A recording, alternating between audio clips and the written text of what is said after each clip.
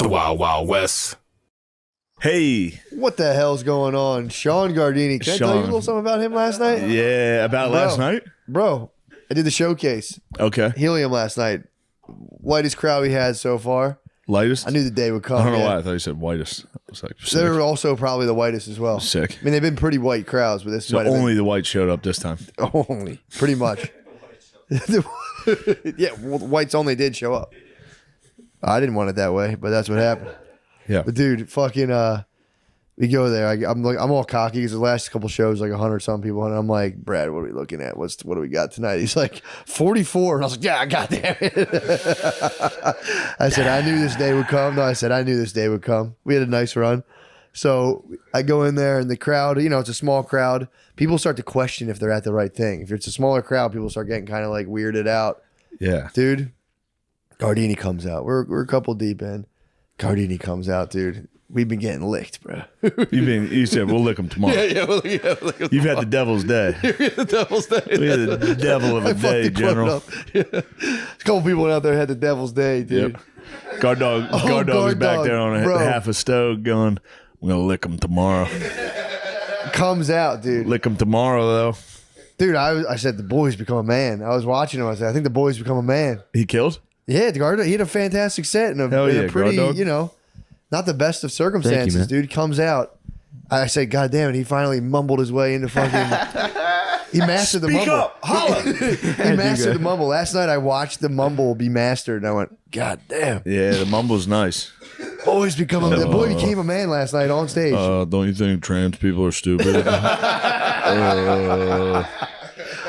I couldn't have been happier. I was sitting there going, this is the best. Nice. Took command of the whole room. I watched. I said, God damn. He's a young Custer. He is a young Custer, dude. Yeah, you might be Custer. Dude, it was. I decided we're obviously Grant Sherman. Obviously. There's no doubt. Yeah, obviously. There's no doubt. Well, Mayor, you Frederick Douglass. Yeah, it was fun though. It's a good time. I was happy to see it. That's awesome. Dude, Lemaire on the way up, man. His navigation has taken just another development that I couldn't have seen coming. Wrong exit Lemaire, dude. Oh, no. Oh, my God, dude. Dude. On the way up. Hold on, I'm sorry. This is the quote I was looking for about Grant Sherman. This was Sherman on Grant. He said, he stood by me when I was crazy and I stood by him when he was drunk. Now, sir, we stand by each other always. God damn. Might be the cast. We might be Grant and Sherman. I'm flexing my fucking... We might be Grant and Sherman, dude. Unbelievable. So what did Lemezi do on the way? Such a good quote, dude. I love it. I was telling him after a couple exits, I was like, Lemaire, are they like planning me a surprise birthday party or something? Like, are you trying to keep me away?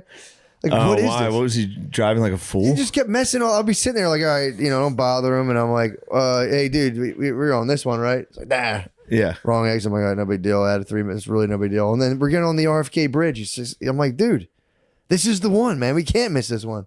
I'm like, bro, are you? What the hell's going on? I was just, I was just off. What's in your head? At the end, He's high.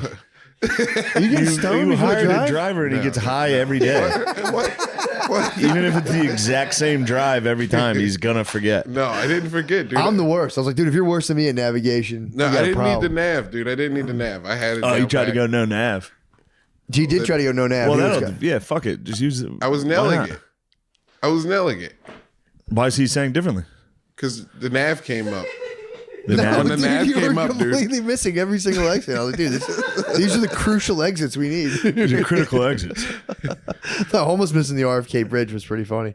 Although was blowing his mind. Lemaire, to be fair to you, I'd showed Lemaire 311 Music, the album. Dude. Bro, it was too powerful. That was part of the argument. That was back to the Prince argument. Anytime my manager's in the green room, I hit her with, this is better than Prince. Somebody was like, my first concert was 311, and I was like, better than Prince. Bro, do you know 311 story? Amber's the Color of Your Energy? Back when with their old albums, they were basically rap, metal, and reggae combined. And they were like, dude, you guys got to pick a genre and stick to it. We'll never be able to get you on the radio. Yeah. Like, well, what if we don't? Like, you'll be on the road forever. And they went, sick. That's Hell what we yeah. want to do anyway. Year 2 of the road, they were like, whoops. Whoops, I'm dying. No, they just finally came up with a hit album. They're like, fuck it, we'll put you guys on the radio. We don't care. Awesome. Ever since, they just been like, whatever, bro. Who was first, Sublime or 311? Oh, that's a good question. Because there's that whole genre of like California, like white reggae rap. You know where 311's from? Where? Omaha. Yes, I did know that. They're from fucking Omaha. Yes.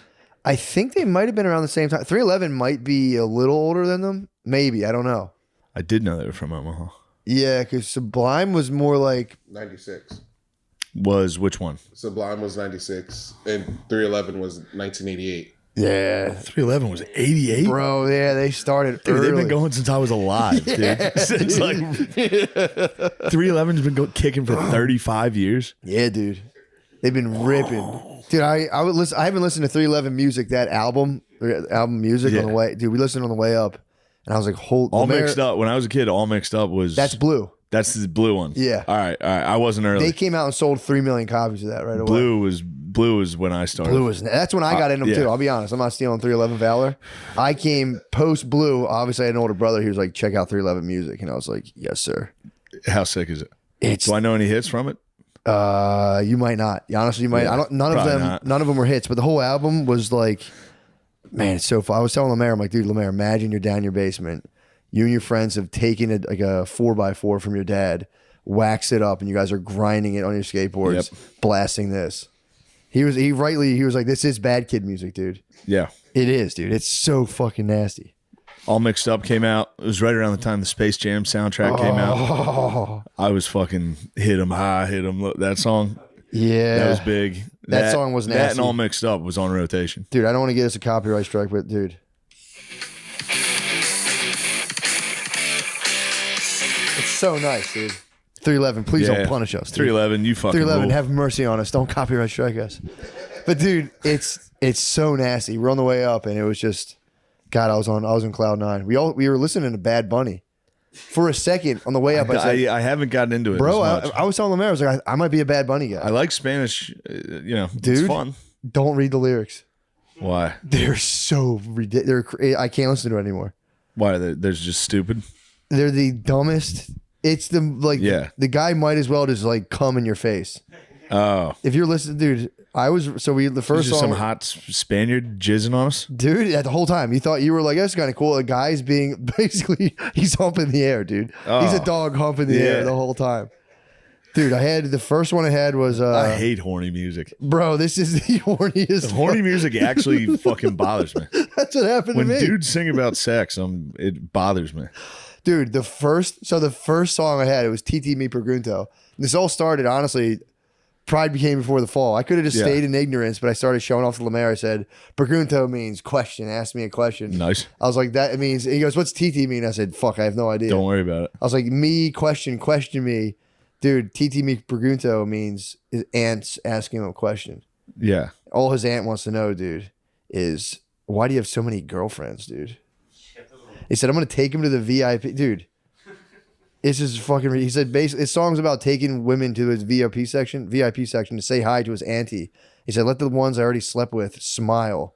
And the ones who have forgotten about me smile too. He's showing off ladies he bangs to his auntie in the VIP. I'm like, first reaction, I went, all right, I guess that's kind of sick. What else you got there, Bad it's Bunny? not. Dude, so then we go to the next song, Tarot. Dude, this is the horniest stuff in the world. Let me find the they're so funny, dude. So it's like, if you uploaded a story so you can get replies, if I send a fire emoji, it's because you got me horny. Horny's like replied, or like they say horny twice. You're toned from the back and even more delicious on the front. What was the part from the back? He said you were toned from the back, but even You're more toned. Yeah, but more delicious from the front. Ooh, so your butt looks good, but I like eating your pussy. Yeah, it's kind of nice. Muy delicioso. I'm reading that and I'm going, all right. Que that's- delicioso. Yeah, but if you're just a lad, dude, you're just a lad. True. putting together, building some fucking house. There's more. There's dude. There's Shit's the nice. fucking. Let me spread sunblock on you so you don't get burned. But there are a lot of pretty babes here. But you've got it. Playing with me that entertains you. Don't be mean. You treat me like a meme. You treat me like a meme. I'm ready for you, and you pull away from me. Damn it! What a conceited little girl. She puts her heart in the cooler. She says all the summer she'll be single. I'm like, dude, what the fuck? What you are is an abuser. I got you a beer and you drink up the heart. Yeah. It's a fucking. He's telling this chick she's a dickhead. Sounds like a Civil War letter. It's crazy. Dude, this is insane. But that's all of his songs are just that. Baby, give me the signal. If you keep on looking at me like that, I'll kiss you. I'll kiss you. Dude, his lyrics are crazy. He is bad, dude. He's so nasty. Dude, he's so fucking nasty. But yeah, it's just him being like, I'm such a nasty fucking boy. Stay away from me. But I want to be a good boy. But he's truly nasty, dude. I didn't even get into the half of it. There's so many lyrics that are just like the horniest dude ever grabbing a girl by the arm. Like, seriously, fucking come here. I'm more of a rainstorm. Take me away from the norm. True. That's what I'm saying, dude. You know what I mean? Something nice. Dude, and I was like, Lemaire, we have to shut this off. This is because I was making a case. I was like, Lemaire, he might be better than Drake. Bad, but dude, this song, but I didn't know what he was saying. I was just making up all the lyrics in my head. And I'm like, fucking insane. Dude, Bad Bunny's nasty. People love Bad Bunny. I think he's like I'm the talking biggest, international appeal. Yeah, he's huge. It's ridiculous. Obviously, he's not Drake, but dude, as soon as I looked up the lyrics, I went, man, this guy's just fucking Drake's retarded. got some fucking horny lyrics though. Dude, nothing like this guy. Yeah, those are weird. Let me kiss you. I want to show you I'm my gonna aunt. Rub some. I'll bring you to the bar and you can smile at my aunt if we've had sex. What? It's fucking crazy. Yeah, so I said instantly, I said, Lemaire, I take that back. I was like, Drake's way more of a worse. You guys need to record your conversation on the way up. We should. I'd love to hear what you two are up to. Fucking pinky in the brain on the way up. But yeah, so no, I took it back. I hit him with 311 music, and I said, bro, this is the stuff. And Are you guys ever quiet? rarely. Yeah. We'll be quiet for a while. When I told you, I hit you with those Steel Magnolias. I'm on that new mushroom microdose, bro. Yeah. I was sitting there. We were quiet for a little bit, and I was I'll like, take one of those now. yeah, they're fucking fantastic. They're easy going. They're mild. Easily.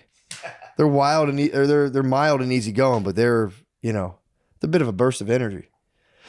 So yeah, so that was the ride up, bro. I'm sorry. Those were not illegal drugs. That's a bit. No, I know. I didn't mean to spurg on you about Bad Bunny, but that people should know what the fuck this guy's saying. Everyone's listening to it. I was like, I'll listen too. I've just Googled the lyrics. I said, no, none of this stuff, man. I've just been on a U.S. Grant kick.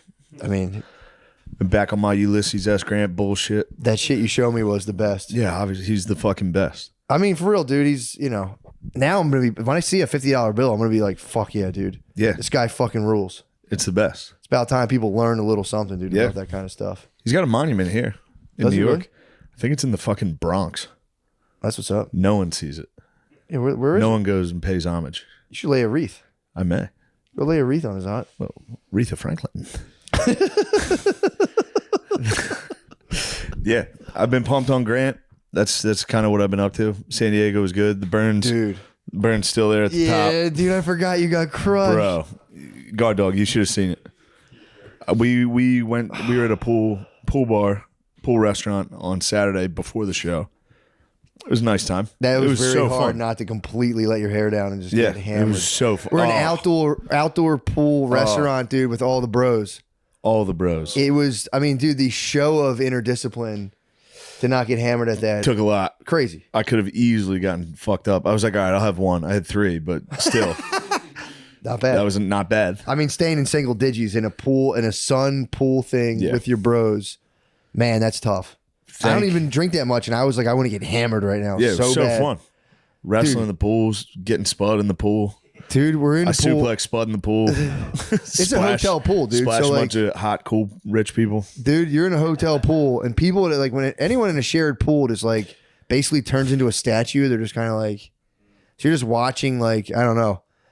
People were just kind of like very quiet, very reserved. So we're in a hot tub, And then I was like, dude, that'd be sick to there's enough space where you can go straight from the hot tub to the pool. And the idea was like, it'd be nice to like seal slide across the bottom and not show penis. So like just to fucking. Yeah, we were all in tight gym. My penis was. Dude, although I've been embracing mine lately, dude. I've been fully I was getting. trying to show it to you guys. I'm like a fat chick in an underwear catalog right now, dude. You're brave. My penis. Come on, man. You're on a billboard in New York. Breaking down walls, dude. Yeah. You're a Dove model. Dove was the first to break in the fats. People were furious. Little did we know, that was only them taking an inch. Now I'd love to just see fat models. True. I was like, look at this fucking dude. We put a dude in where's a bra. Where's the fat dude models, man? All the male models like are so fucking- ripped and chiseled. I get like I get Instagram ads for like fat guy t-shirts. I think the phone sees me pulling at my shirt all the time. It's like, this guy needs fat shirts.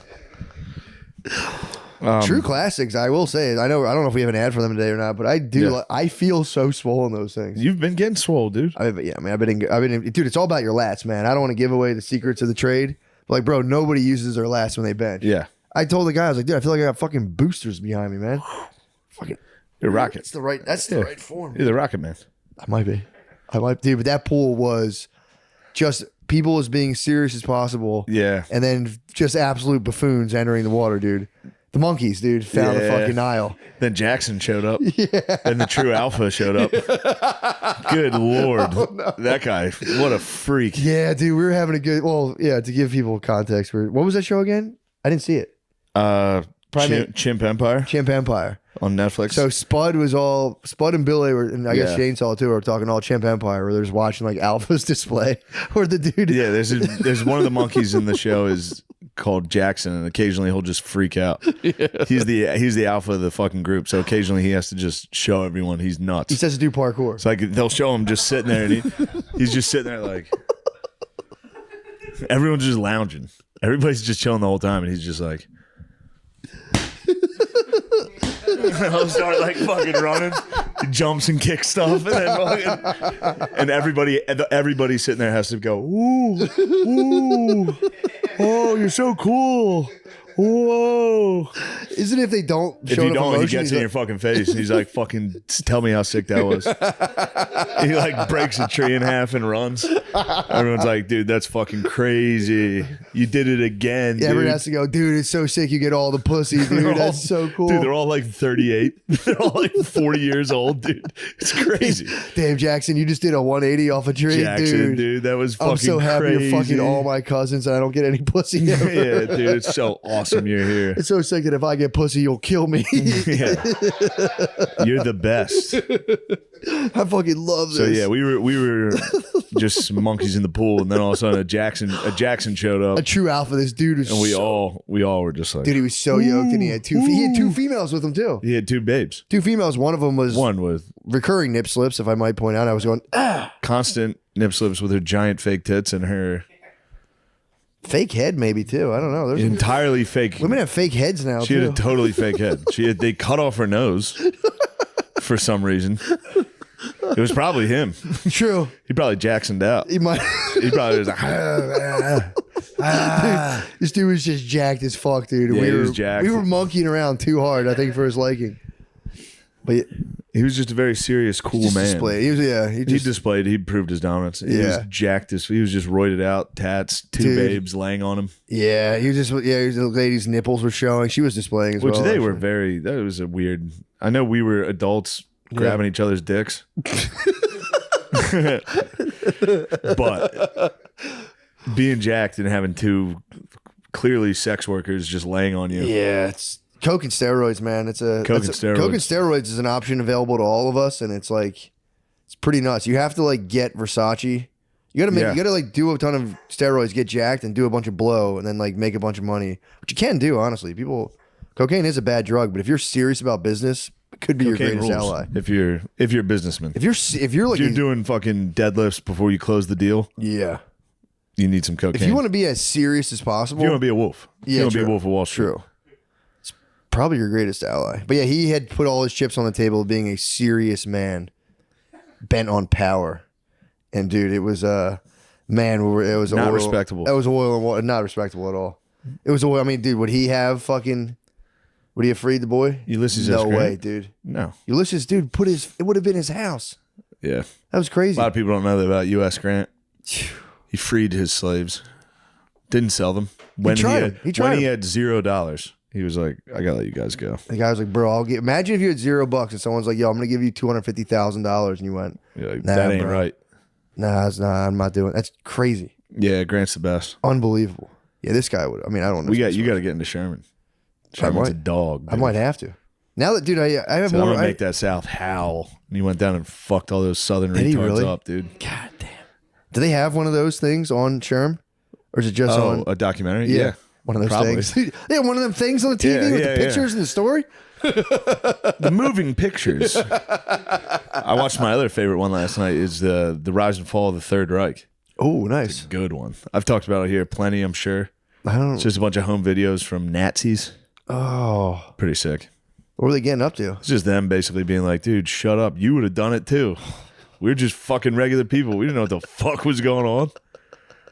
It was a cool symbol. They're right. It was a cool symbol, dude. It was kind of the coolest fucking symbol. Hitler was cool for a minute. Are bad, dude. Now all you guys think we're dickheads. Yeah. You guys fucked up. Yeah, it turns out history just doesn't smile upon these who try to just smite people and just burn people, you know. Other than Sherman, who went down and burned the Southerners. That was But they were being that was bad to guys. free the, you know, you got They to were being bad guys. crack a couple eggs if you want to free the slaves, bro. They were being bad guys. Yeah. It is funny if you look at it. History in long stretches of time doesn't smile kindly upon people who Who are take up too to much no for good? themselves. Who do what? Take too much for themselves. Yeah. You know, if people want to figure out what to do with themselves, like look at the lessons of history. Slavery's fallen. Nazism's fallen. Yeah, but It's like the America darkness is can't still the prevail. best. Huh? We take a lot. We're number one. Yeah, but we're pretty fair. You've said it before. For in terms of a world Yeah. empire, dude, we're pretty good. We're the most chill empire the world's We've done some, obviously, probably you know, ever seen. we've locked some countries. Other than in that some fucking bad- slavery shit we did for a couple hundred years. But We stopped it, dude. we did. Yeah, We put we it nipped into in it. the I bud. mean, England had a big part of that too, but Would you have guessed Mexico abolished slavery before us? did they really? Yeah. Well, those guys wanted to work so goddamn bad. Everyone's like, God damn, I wish I was out in those fields. That's not how you pick strawberries. Yeah, come here.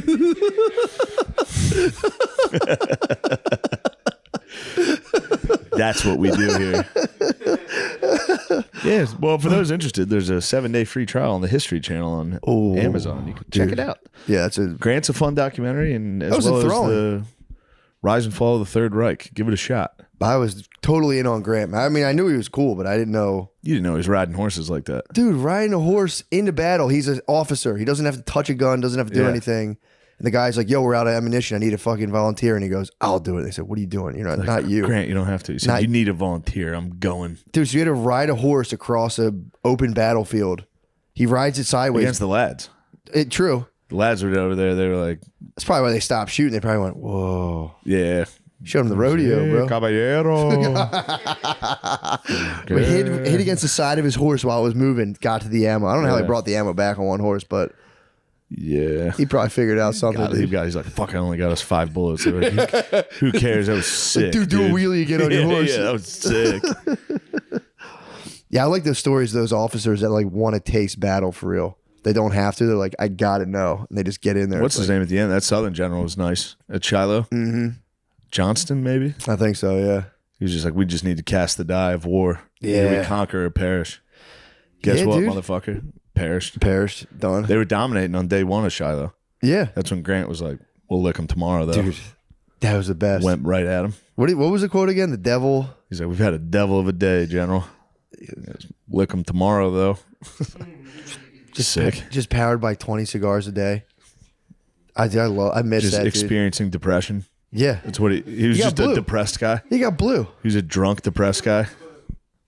I mean, it is kind of an evolutionary advantage. When like the world is a terrifying place and you're just like, yeah, this is all meaningless. Yeah. I don't see the point of any of this. Yeah, I'm not really scared of battle. I fucking hope I get hit in the forehead with one of these. I hope a musket ball goes through my fucking forehead. What an evolutionary event. What a gift that is. Yeah. And all these people squandering it. Going like, make it go away. It's like, What, right. pain? Yeah. Suffering? Yeah, depression is like, come on, man. Hell yeah. Can't get away from that. Yeah, that is funny thinking you're getting ahead of it. Dude, very Catholic of you. Thank you, dude. You need to recognize the suffering. That's God. Exactly. Let's go. Got to get into it. Yeah, dude. I've given Catholicism a. Now that I've toured a lot of world religions, it's pretty good, dude. It's not even close. It's pretty good. We're number one. I mean, dude. Have I been to church in the last 3 years? No. You don't need to go. The church is in a dark period right now. Yeah, fuck all them. Yeah, no. They're not really doing. They're not doing what they need to do right now. But Mary, you're a good Catholic. Christian. They're different. We don't do What all type the of ritual. Christian are you? Non-denominational. So you got like trans pastors? Yeah, I'm one of those guys. Yeah. Got like lesbian pastors. It's just like, who gives a fuck about what God said? Let's just hang out together. Dude, we're all right in the eyes of the Lord. True. True. I love Hitler. Yeah. Said Jesus. We weren't done. Said Not me. Jesus. Said Jesus. I did a very religious dream last night, by the way. Really? Yeah, What I had a happened to dream. you? I was with my brothers, and I was like walking into a church, and I had, dude, it was actually kind of funny now that I think about it. I had like in my dream been like all of my cells and all the particles, the ones that know everything that's going on. I went, and it was like, it's like a stupid idea, but in dream, I was just awestruck at being like, oh, they're the real things. And then I walked into a church, and I was walking like this, my sleeves like this. Yeah. The priest was like Awesome. this, and we looked at each other. The priest was kind of looking at me like, bro, you can't have your hands in your fucking sleeves. Yeah, it's And I for was us, dude. You're copying. watch me. Me and my brothers went to church, and then I went and peed in a big fountain. Then I woke up and, oh, I have to pee. Very spiritual. It was sick. That was a cool dream. That's nice. Yeah, it was pretty fun. I had a dream Michael Che died. Oh, no. And I thought I was at his funeral, and I was like, "Fuck, I'm never getting that $10,000." For real, that happened. That happened this afternoon. Did it really? Yeah, Start going through did they I have cards? fucked up this morning. Yeah, I man. woke up at like 8. I saw the text. Yeah, I was pissed, I'm always curious. and then I went back to. I was like, I'm fucking tired. I went out and watched more Grant, Nice. and I was like, I'm gonna take a nap before this fucking workout. Terrible mistake. Woke up at 12:45. Had to be there at 1. You're the dude's getting I was attacked. in the tent. deadlifting within 10 minutes of waking up, dude. This shit blew dick. You're like the Battle of Shiloh, dude. Yeah, You're the I guy that's was. getting shot in the tent. Absolutely. You woke up just, Lick them tomorrow, though. Yeah, it's going to be a long evening for me yeah. after this. What do you got to do after Like this? 5 fucking sets at the cellar. That'll be cool. It'll be all right. I don't have any new material. I should think Just of one. make it all I up. might just talk about Grant. Dude, just Just make be like, it. you guys don't even know anything about Ulysses S. Grant. Yeah, dude. What the fuck's your guys' problem? Trust me, it's daunting there. Ah, yeah. Trying to do new shit. They actually, Yeah. because it's risky there. Yeah. They don't know who I am. Yeah. People in the audience have no idea. Like, you know what I mean? It's not like True. doing it in front of our fans where they're like, Yeah. that's funny. That's we know where true. you're coming from. Yeah, yeah. These are just people that are like, what the fuck? I try to do the Australia shit up front, and that Well, they're pissed right. Yeah. there's a lot okay. of stuff up front. They're getting that- mad right away. Though. They're- Yeah, yeah. because they don't know you. So they're like, he means that. Yeah. He means that too. He's being racist. I'm not going to listen to the rest of the bit to see if he gets out of it. He's being mighty nationalistic against Yeah. these other countries, and I don't know that I feel. I don't think he's being ironic. I think he's very seriously being a nationalist pig. What's wrong with that, dude? What's wrong with saying America's the best? I mean, dude, Grant fucking. Grant gave him what for? that? I mean, they got it too good. I do. I am done with the southern respect. Yeah. Fuck those Were you boys. a gentleman there for a while? Every once in a while, I'll go in phases where I look. You know, if I get into a Civil War phase, Sip a little iced tea. I'll go, damn, Stonewall was the man, or something like that. Then I got to snap out of it and be like, that was a fucking traitor, dude. That was a fucking traitor. Yeah, dude. Lincoln was the bro. Grant and Sherman were the bros. Yeah. Custer was the bro. Yeah. Even Stonewall fucking has a John cool Brown was the bro. Yeah, man. It's all union, dude. John Yeah. Brown was the bro. Nah, it's all union, bro. Look at that. Father Corby, bro. Yeah. Jesus Christ, bro. The bro. Gabe Davis, bro. All Union. Although I think Gabe's from Florida, but whatever. He's in Gabe Buffalo. Davis has Union colors on, though. Yeah. Blue. Buffalo Bills, Yep. blue. Absolutely. Here we go. All right, you ready to start? I got nothing.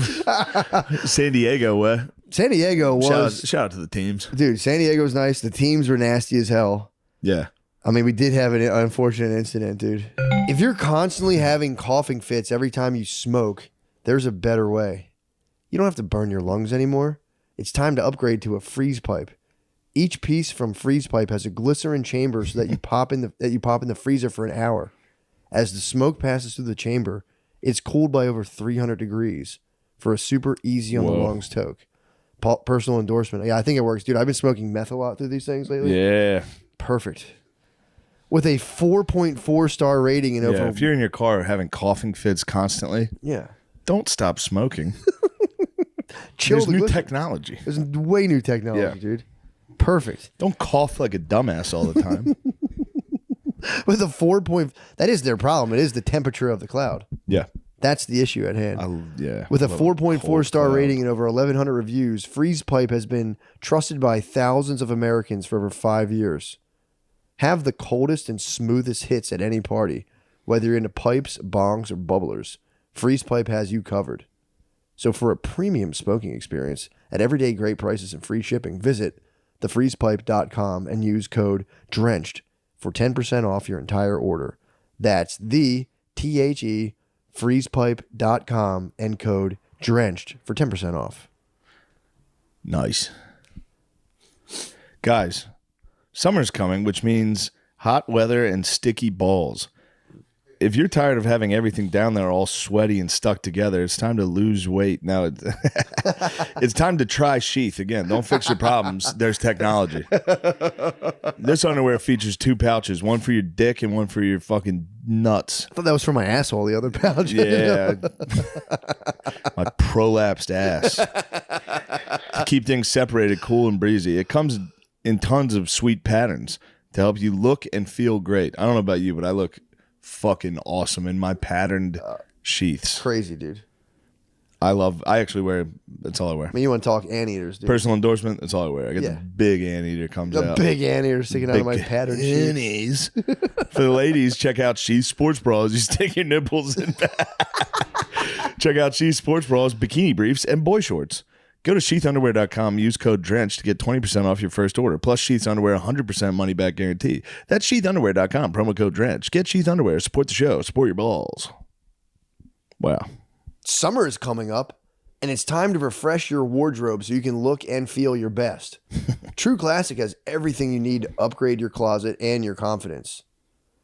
How hard is it to find good men's clothing? Difficult, because I'm in the women's department. Yeah, I'm in the women's department I'm wearing dresses and beating off. Hiding in between clothes racks, waiting. That's why it's hard for me to find it. I'm back there breathing heavily, breathing like Michael Myers through his mask in a fucking. I'm like an alligator in a ladies' dressing room. She's coming. She's coming. Yes. Built and designed for a man's body, True Classic creates a blend of quality and comfort, giving you the best of both worlds. So, a real Wachowski. Sorry. Stock up on basics for their classic tees that have over 200,000 5-star reviews, or hit the gym with True Classic's Performance Essentials. Get comfortable and get going. And upgrade your wardrobe with True Classic. Get 25% off at trueclassic.com with code DRENCHED. Free shipping is included on purchases over $100. 100% risk-free guarantee with 30-day return policy. That's code DRENCHED at trueclassic.com. You can't go wrong. It's look good, feel good season. My sweet TTs are down there. Run, TTs. Yeah. Mr. Marshall, dude. By the way, dude, Mr. Marshall in the Nate pool. Marshall flashbanged that party, dude. It was unbelievable. One of the dumbest jokes we've heard. We're sitting there with some teams, bros, having a good time. Nate, literally American heroes, dude. Nate comes in high, drunk, acting a fool. He goes, I thought of this, dude. It's too funny not to tell you guys. Didn't he run it by someone else too? And they're like, don't do that. Yeah. He was like, I got to tell you this joke. What do you think, Lemaire? You give me a look like I shouldn't say it. All right. I think it's funny. The mayor loves it, dude.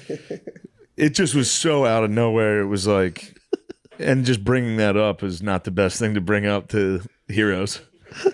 Dude, he goes in, we're sitting there, everybody's having a decent time. Nate comes in and goes, I thought of this joke and I got to ask you, to one of the team's bros. He goes, if you ever watch a comic bomb so bad, do you ever get PTSD? And the whole room, it was a flashbang. Whole room went dead silent. It was like, what the fuck, dude? And he ran away. He scurried off. I didn't see him the rest of that night.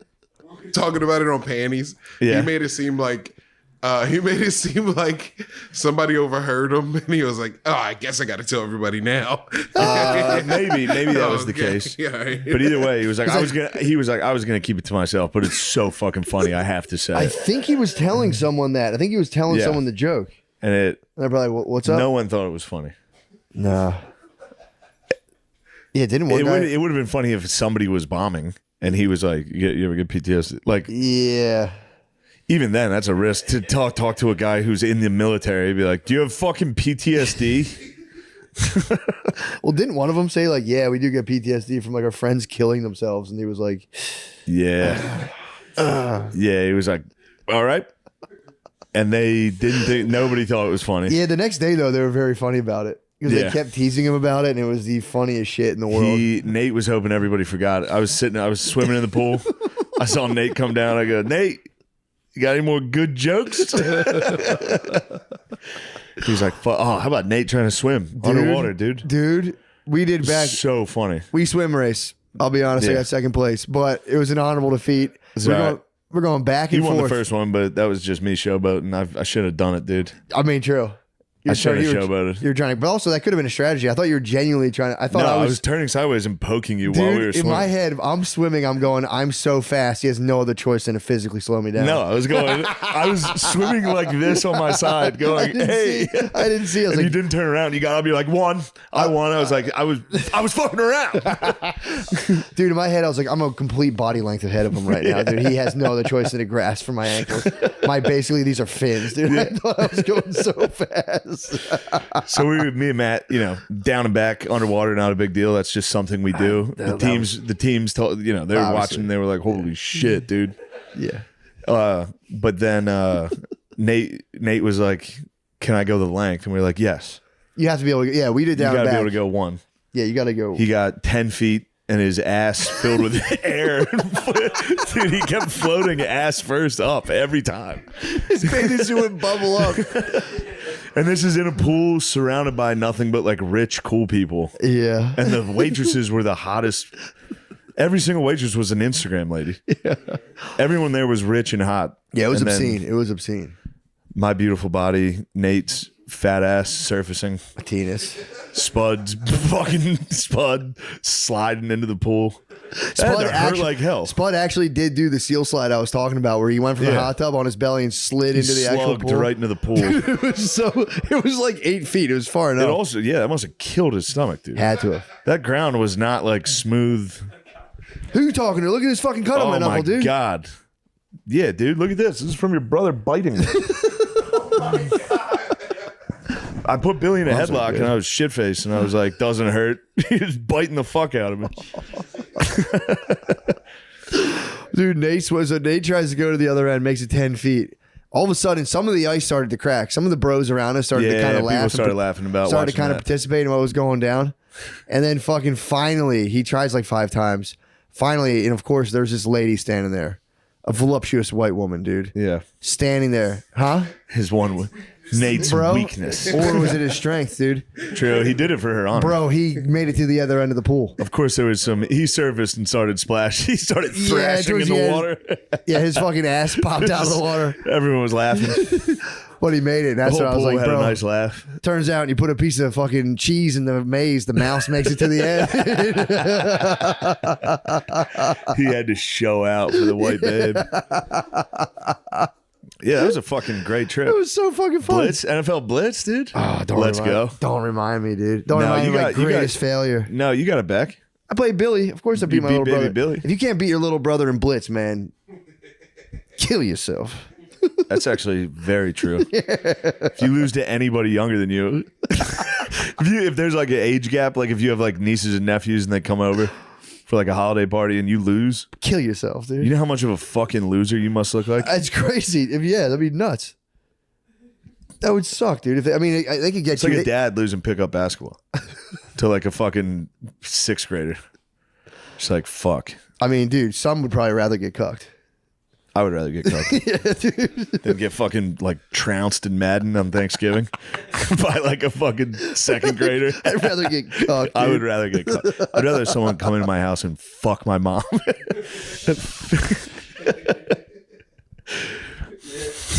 What's the word for that? What kind of cuck is that? Is that like a great cucking?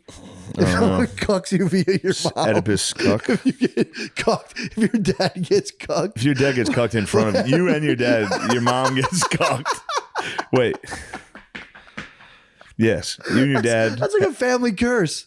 That's probably, you can definitely find that. If you have to be like, A brother and wait, that guy wasn't here to fix this, eh? Dad, what Yeah. the hell? What's going on? We got cucked, son. son, we've been Apparently, I thought that was Domino's. I opened it up and his dominoes. I thought that was Domino's. We opened it up. I saw the guy's dick in the pizza. I said, no. Oh, you gotta just turn to your father and go, lick him tomorrow, though. That's the devil's day, dude. That's a devil of a day. So Dynamo's guy comes in and fucks your mom in front of you and your dad. There was 9 black guys in your backyard. Oh, you gotta get out of here. God damn it. You just chased away the big sausage pizza. That was 9 The black hell dudes. was that? That was 9 black dudes. Dynamos. I don't know who the hell Dynamos is hiring these days. Domino's. Dynamos. Dynamos is so fun. Dynamos. Chase the driver. Dynamos. We would order pizza every Friday. Both my cousins lived next door. They had 10 kids. We had 6 kids, and we'd order 16 freaks. 16 kids. Hills have eyes come running out. So like we would see Dynamos. we'd all be looking out from our respective houses on Friday night to see which way the pizza truck went because we were waiting. Like, where is Yeah. that? And my one cousins would be waiting outside. And when they pulled up their driveway, they would go, Dynamo! They were like 9 years old. Dynamo! Yeah, they're 9 years old. They're also 200 pounds, 6'5", dude. Yeah. How big were those fucking? How big was Pat as a kid, dude? So when me and Pat, my cousin Pat, Holy 6'6", shit. we were in I think 6th, 7th grade, bro. Like just same Yeah. height, and we hit 7th and 8th, and he just like skyrocketed. He dynamoed out. He dynamoed Too out. many dynamos. We didn't order the right He was getting the dynamos, cheesy dude. bread. Yeah, He was taking the cheesy bread back. I think the fucking I think that whatchamacallit, the cinnamon and breadsticks kind of stunted my growth. They were Yeah. doing the right thing. You were They were getting cheesy. cinnamon. They were going cheesy breads. Classic. Cheesy bread Dynamos is so good, dude. Me and my mom and my dad are at Dynamos. Dynamos. Domino's is good though, dude. People hate on Domino's pizza. I've always liked it. We just got it this weekend. I remember I saw it. I got it too late though. I got fucking stale Dynamos. But still, It was fine. I know what you're saying. I was excited for the chicken wings. True. So I got to eat them chicken wings. I had a little bit of Dynamos, and then I realized the teams were watching me dark red eating fucking Dynamos. I was like, I look like a freak. We dude. didn't talk about the burn, Mr. dude. Anger. Well, from inside out, I was absolutely that. dude. We're in a pool all day. Honestly, one of the best days in a while. Having a was good sick. time. People are starting to break the ice. This is the most rigid ice around us of just like dudes trying to be cool. Obviously, the alpha was there, fucking displaying. People are having a good time. We retired to our bedrooms, and Shane's like, "I'm gonna be burnt." I'm like, "Bro, we're not gonna be burnt, man. I can feel it. We're good. We're not gonna get burnt." No, I saw it before I went up. Did you really? I saw it on the tops of my thighs, like right above my knee. Before I went up, I was like, holy shit, if I can see that I'm burnt already, Oh no, it's done. I'm fucked. Done deal. I didn't know how bad it was. It was a San Diego sun, dude. Imagine your first fucking burn of the year being the San Diego. It's also fucking 68 degrees, 70 don't degrees. feel it, You don't yeah. realize how fucking harsh the Dynamos is. I got fucked, dude. I took a nap before the show. I went to take a shower before the show. I looked in the mirror. I was like, holy fuck, dude. Dude, it was... My forehead was ruined. So then it obviously just progressively gets way worse throughout the evening. Yeah. First show, I'm like, holy fuck, everyone's going to notice how much of a freak I look. By the second show, I would have given anything to look like I did on the first show. Anytime I walked back into the green room, whoever was in there would be like, Jesus Christ, dude. He's like, it's getting worse. I'm purple. And it was not far off. Yeah. It was a deep crimson. Well, I'm losing my hair I up can't there. fucking talk today. Crimson. Yeah, don't worry about it. Crimson nose.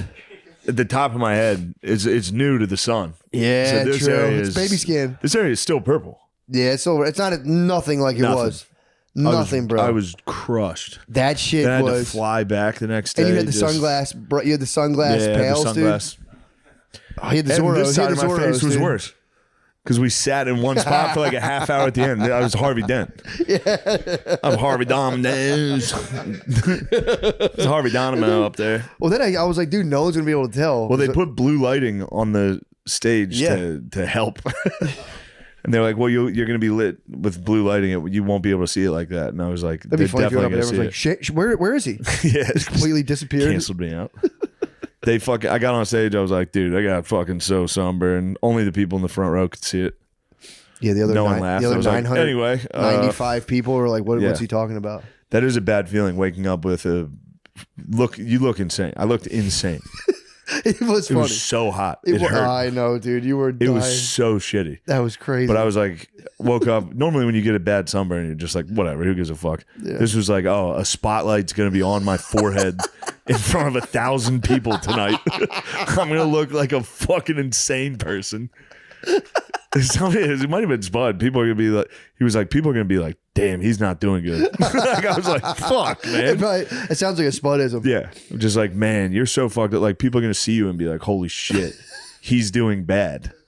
To be that sunburned, like, you must be like drunk and depressed. Just Well, I think someone was like, "Oh, would you fall asleep outside?"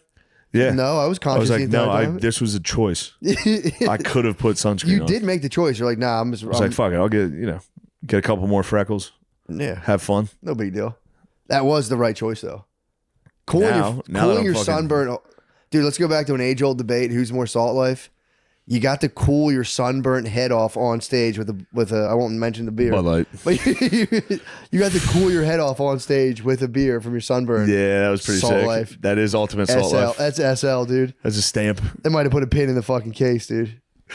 I will be at the beach all of July. You were nice, dude. The underwater battles. You said you claimed to be Geo, dude, in the pool. You are not. True. Underwater, you're fucking underwater, nice. on the surface, I I'm saw crap. that. Yeah, true. I saw that backstroke. You know where I learned how to swim underwater? I used to pinch people. I'd go to the beach, the Jersey Shore. I'd go up to them underwater, pinch them, and I would go so far away underwater You'd swim as yeah. that by the time I popped up, nobody suspected me. Wow. And I would do this pretty much all day to my cousin's delight.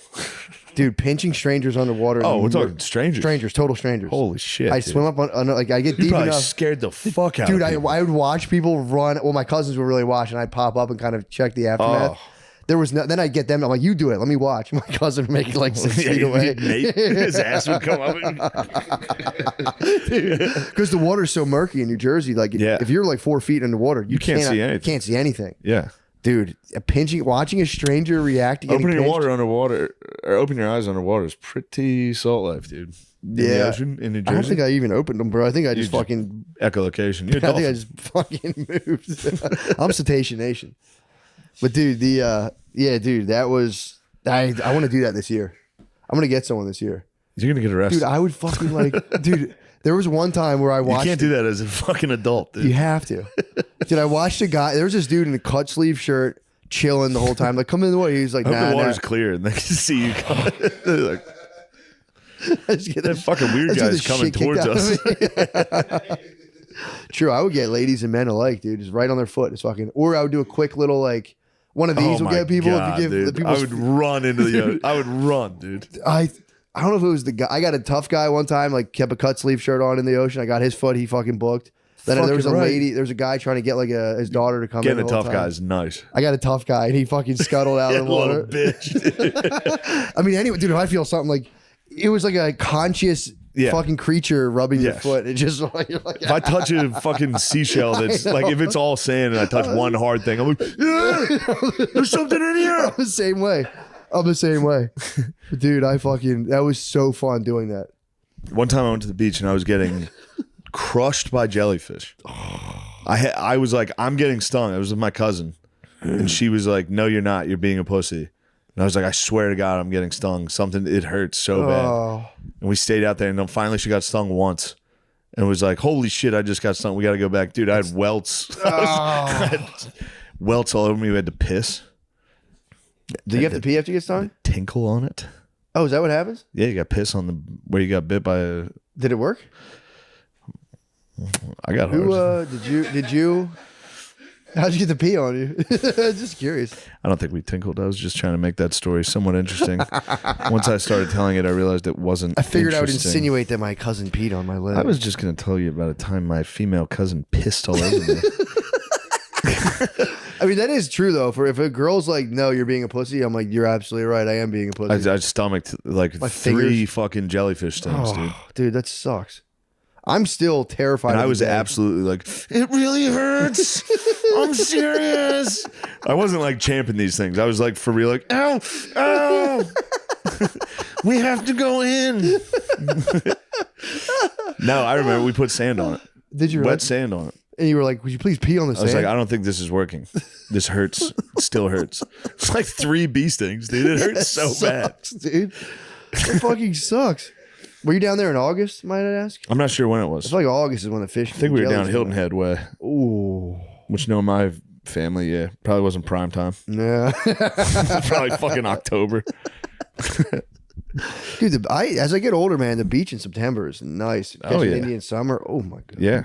Oh my The god. less crowded beach, the better. Yeah, dude. I don't care. But If the water's cold, I'll be blacked out up to my knees pissing. nothing. And then I'll try to lay down. No, I don't need to swim Well, at the that water's point. warm in September. If you get in September, man, it's like not bad. Yeah, true. I went down there last September way, and it was nice. Where'd you head? It's down in Seattle. But yeah, dude, it's. See, I don't love the Jersey Shore like that. I don't either. I mean, it's just too much fucking. It's just Philly trash. yeah, It's Philly and Jersey trash Yep. packed on a beach. yeah. Well, Seattle especially because there's like a million bars. God damn it! What's that? My fucking agents are calling incessantly. His ass one. I hope something bad's not happening in my career. Yikes! They found out. They found out you were worshiping the devil. With They Marilyn found out Manson. I'm actually a Satanist. Dude, I pulled up behind a fucking Satanist license plate today at daycare.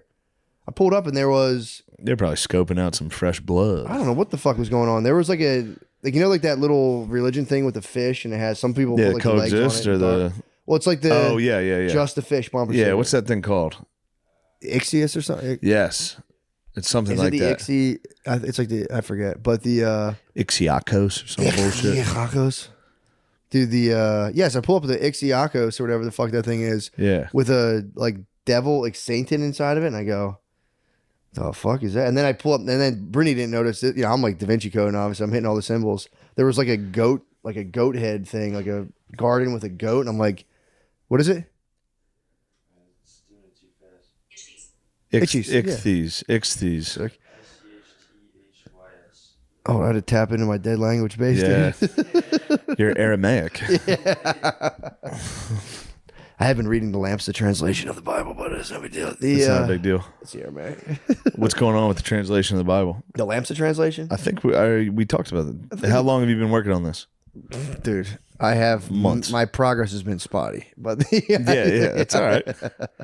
it is sick though. I read the first 100 pages of East of Eden. I've been telling everyone, I'm like, dude, East of Eden's so good. I love it. dude, you got to read The Professor of Desire. You might like that. I think it sounds like I would hate this. No, it's so good. Is it dude. about a horny fucking professor? Yeah, but he denounces his sexuality. He denounces his horniness, dude, and it's like him who now he can't get a boner and he's depressed. And dude, it might be the funny. Maybe I'm in.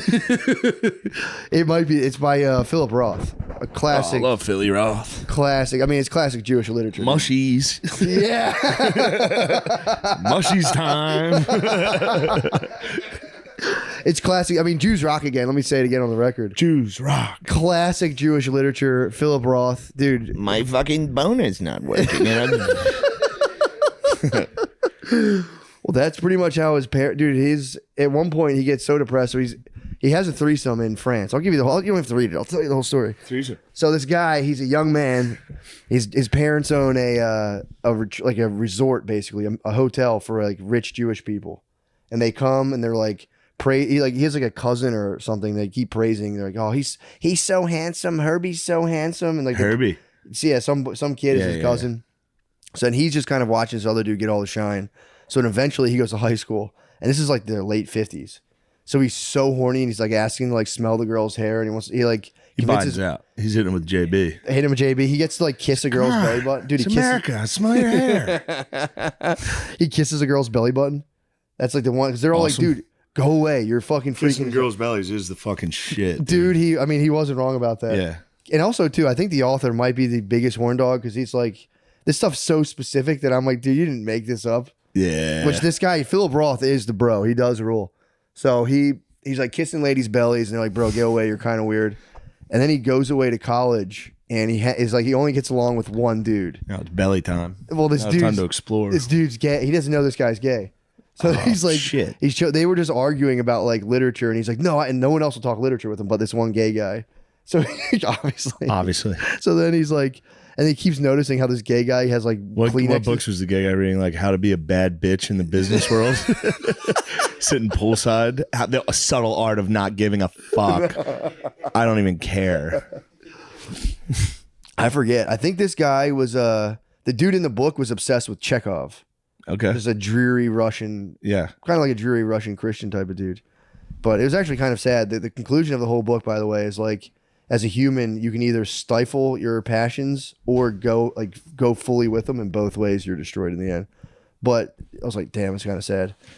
But then so wait, you can either follow your passions or not, but either way, you're dead. Well, he was like, your passions will destroy Somebody had to you. write that down. Oh, okay. Yeah, he goes, your passions will destroy you if you follow them recklessly, but if you try to stifle them too much, it'll just kind of like kill you inside. Oh, I see. I thought it was more of like you can follow your dreams or not. Either way, you're dead. No. It's talking. They're more about like they thought like coming was a sin back then.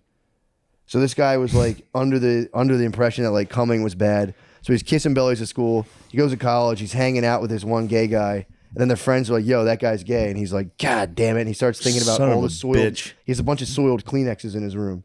And he goes, ew, dude. Dude, he's been jizzing to gay stuff. Dude, so then, what's funny is the gay guy gets drafted. And then, the gay guy goes off to war, but the gay guy runs away. So then the FBI comes and they're like, you're the only guy who knew this gay guy. And the FBI is basically hitting him up being like, yo, did you guys? And he's like, no, dude, I didn't even know what a gay guy was. But like hits him with like, I didn't even know there was a fucking thing. So What year is this? This is supposedly taking place like pre-60s.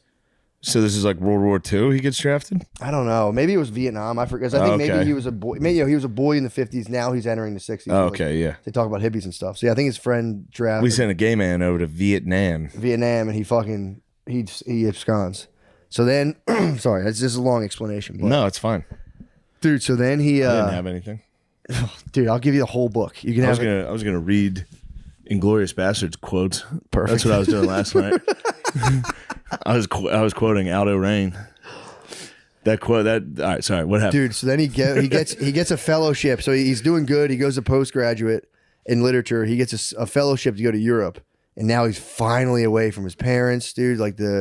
He's like away from their like, I think he's calling it like their brooding like Jewish like rigidity of like, go find a girl, like all that. Like, yeah. He's in the quote he likes to give himself. He's a rake amongst scholar, a scholar amongst rakes, dude. You're a rake. I'm a bit of a rake, dude. Yeah. Well, now I'm a scholar, but I mean, again, True. Doesn't even matter. So, dude, he goes there. He finds these Swedish ladies, talks them into a threesome. He also has a huge Jewish dick too. So he's a huge Jewish It's dick. the worst.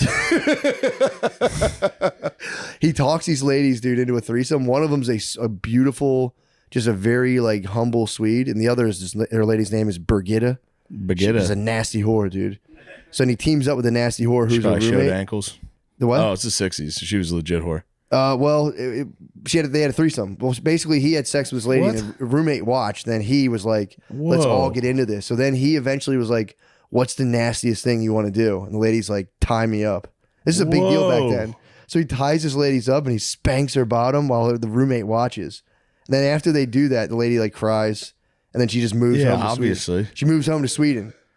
They all cry after that. And then they're like, I actually loved it. It's like, no, you didn't, dude. Dude, she moved home. So now it's him and the roommate who's just a nasty little You just freak. gotta go home and listen to Johnny Cash. Yep.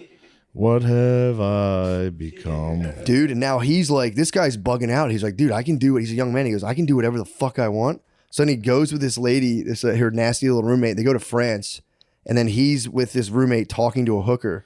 Like, we're going to have a threesome. And a guy, a Frenchman, pulls a hammer out of his overalls. And says, shit. How dare you subject your wife to this? Chocolate bleu. And he's like, I'll fucking hit you in the head. They have to run away. What? That's how it was back then, dude. If they saw you and your wife, well, he thought it was his wife, talking to a hooker, he's like, dude, I'll hit you in the head with a hammer. Yeah. How dare you subject your wife to such a disgusting, nasty business? What a fucking honorable frog. Crazy, dude. Frogs are all right. So then he goes back home and he goes, Brigitte, I don't even like you, dude. I don't know what I was thinking. Sends her packing, and then he has to move home to the States where he becomes a literature professor. And he ends up, he meets up with a lady's femme fatale, bro.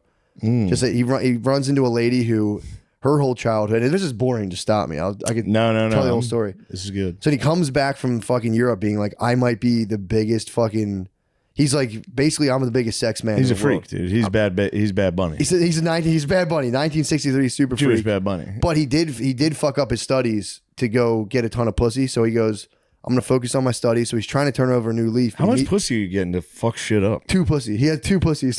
That's all it takes. That's 10 minutes of my day. Yeah, but in 62, this Two was like sets of 5. he was also like fucking hookers too out of nowhere.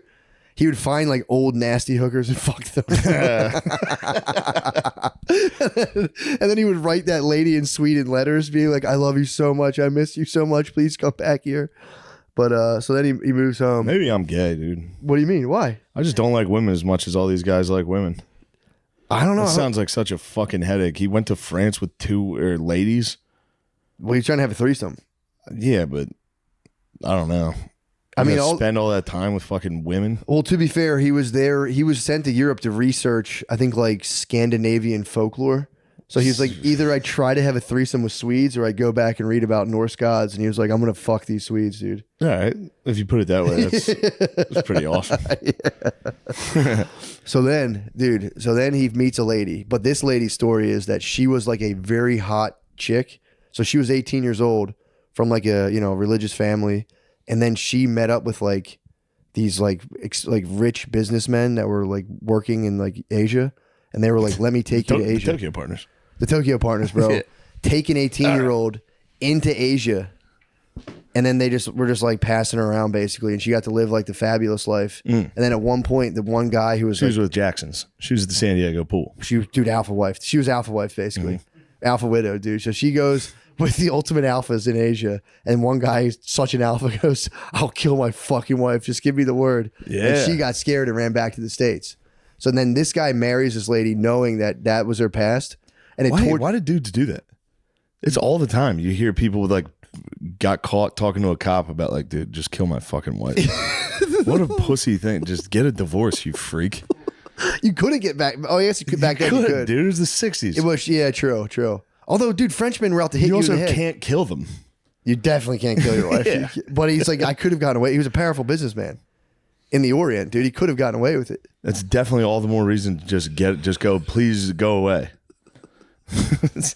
Imagine you're an American expatriate, kind of like businessman, watching your hit go down. Where I think they're going to like hit his wife with a car, and you have one of those Raiden hats, and you're just going, excellent, dude. So then he starts getting real jealous because this lady's the whole time being like, yeah, you should have seen this other guy. But that's what his mom did to his dad, by the way. His mom the whole time worked for this businessman one time, and she would be like, he had the straightest posture. He stood up, and I typed so well for him. Yeah, dude. So then he was a gay history's man? repeating itself. Yeah. So, dude, this lady, he's with her. Fucking, they're torturing each other. I'll stop. I'm not gonna start doing. No, keep going. I want to. What happens? Dude, you guys invested at this point. Yeah. So basically, he leaves. Just getting So ready his to wife do the Inglourious Bastards quote. But just going over that in my head. I'll basically sum the whole book up as quick as possible.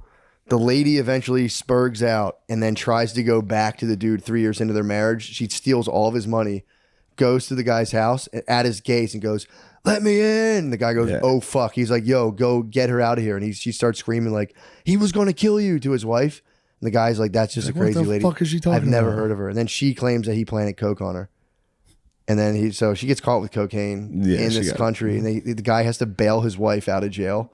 And the passages are so funny because he was like, "I've never heard of people I've heard of people going from bliss to suffering, but in my case, suffering to bliss." Hell yeah! He was basically like, "I'm done, dumbass. I'm out." We did it. So yeah, he gets out of that marriage, and he meets like a very plain-faced woman, and then he just goes, "That's all you can ask for." But then he goes, "This is cool, but I'm not." Because he can't stay hard. So he goes, I'm hard now for this lady. There's no way I'm staying hard for this lady. So then the book ends with him just being like sucking her nipples, being like, "I'll never be hard for this lady." Nice. But there's a whole bunch in the middle that's actually very poignant and funny. But yeah, the ending of it is just him just furiously sucking your nipples against all the odds. It is being like... There's stuff in the middle with a gay guy ringing his doorbell and his dad getting all pissed off and wanting to pour boiling water on him, but that was very funny. Sick. He sublet an apartment from a gay guy he knows.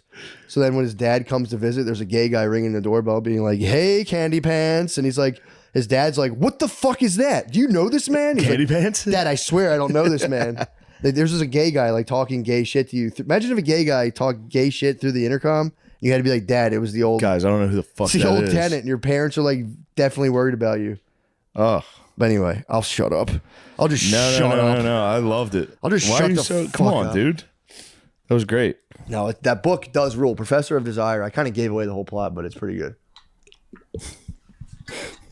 Dude, there was one I'm sorry. I'll stop after this. There was one passage where I almost started crying on the plane.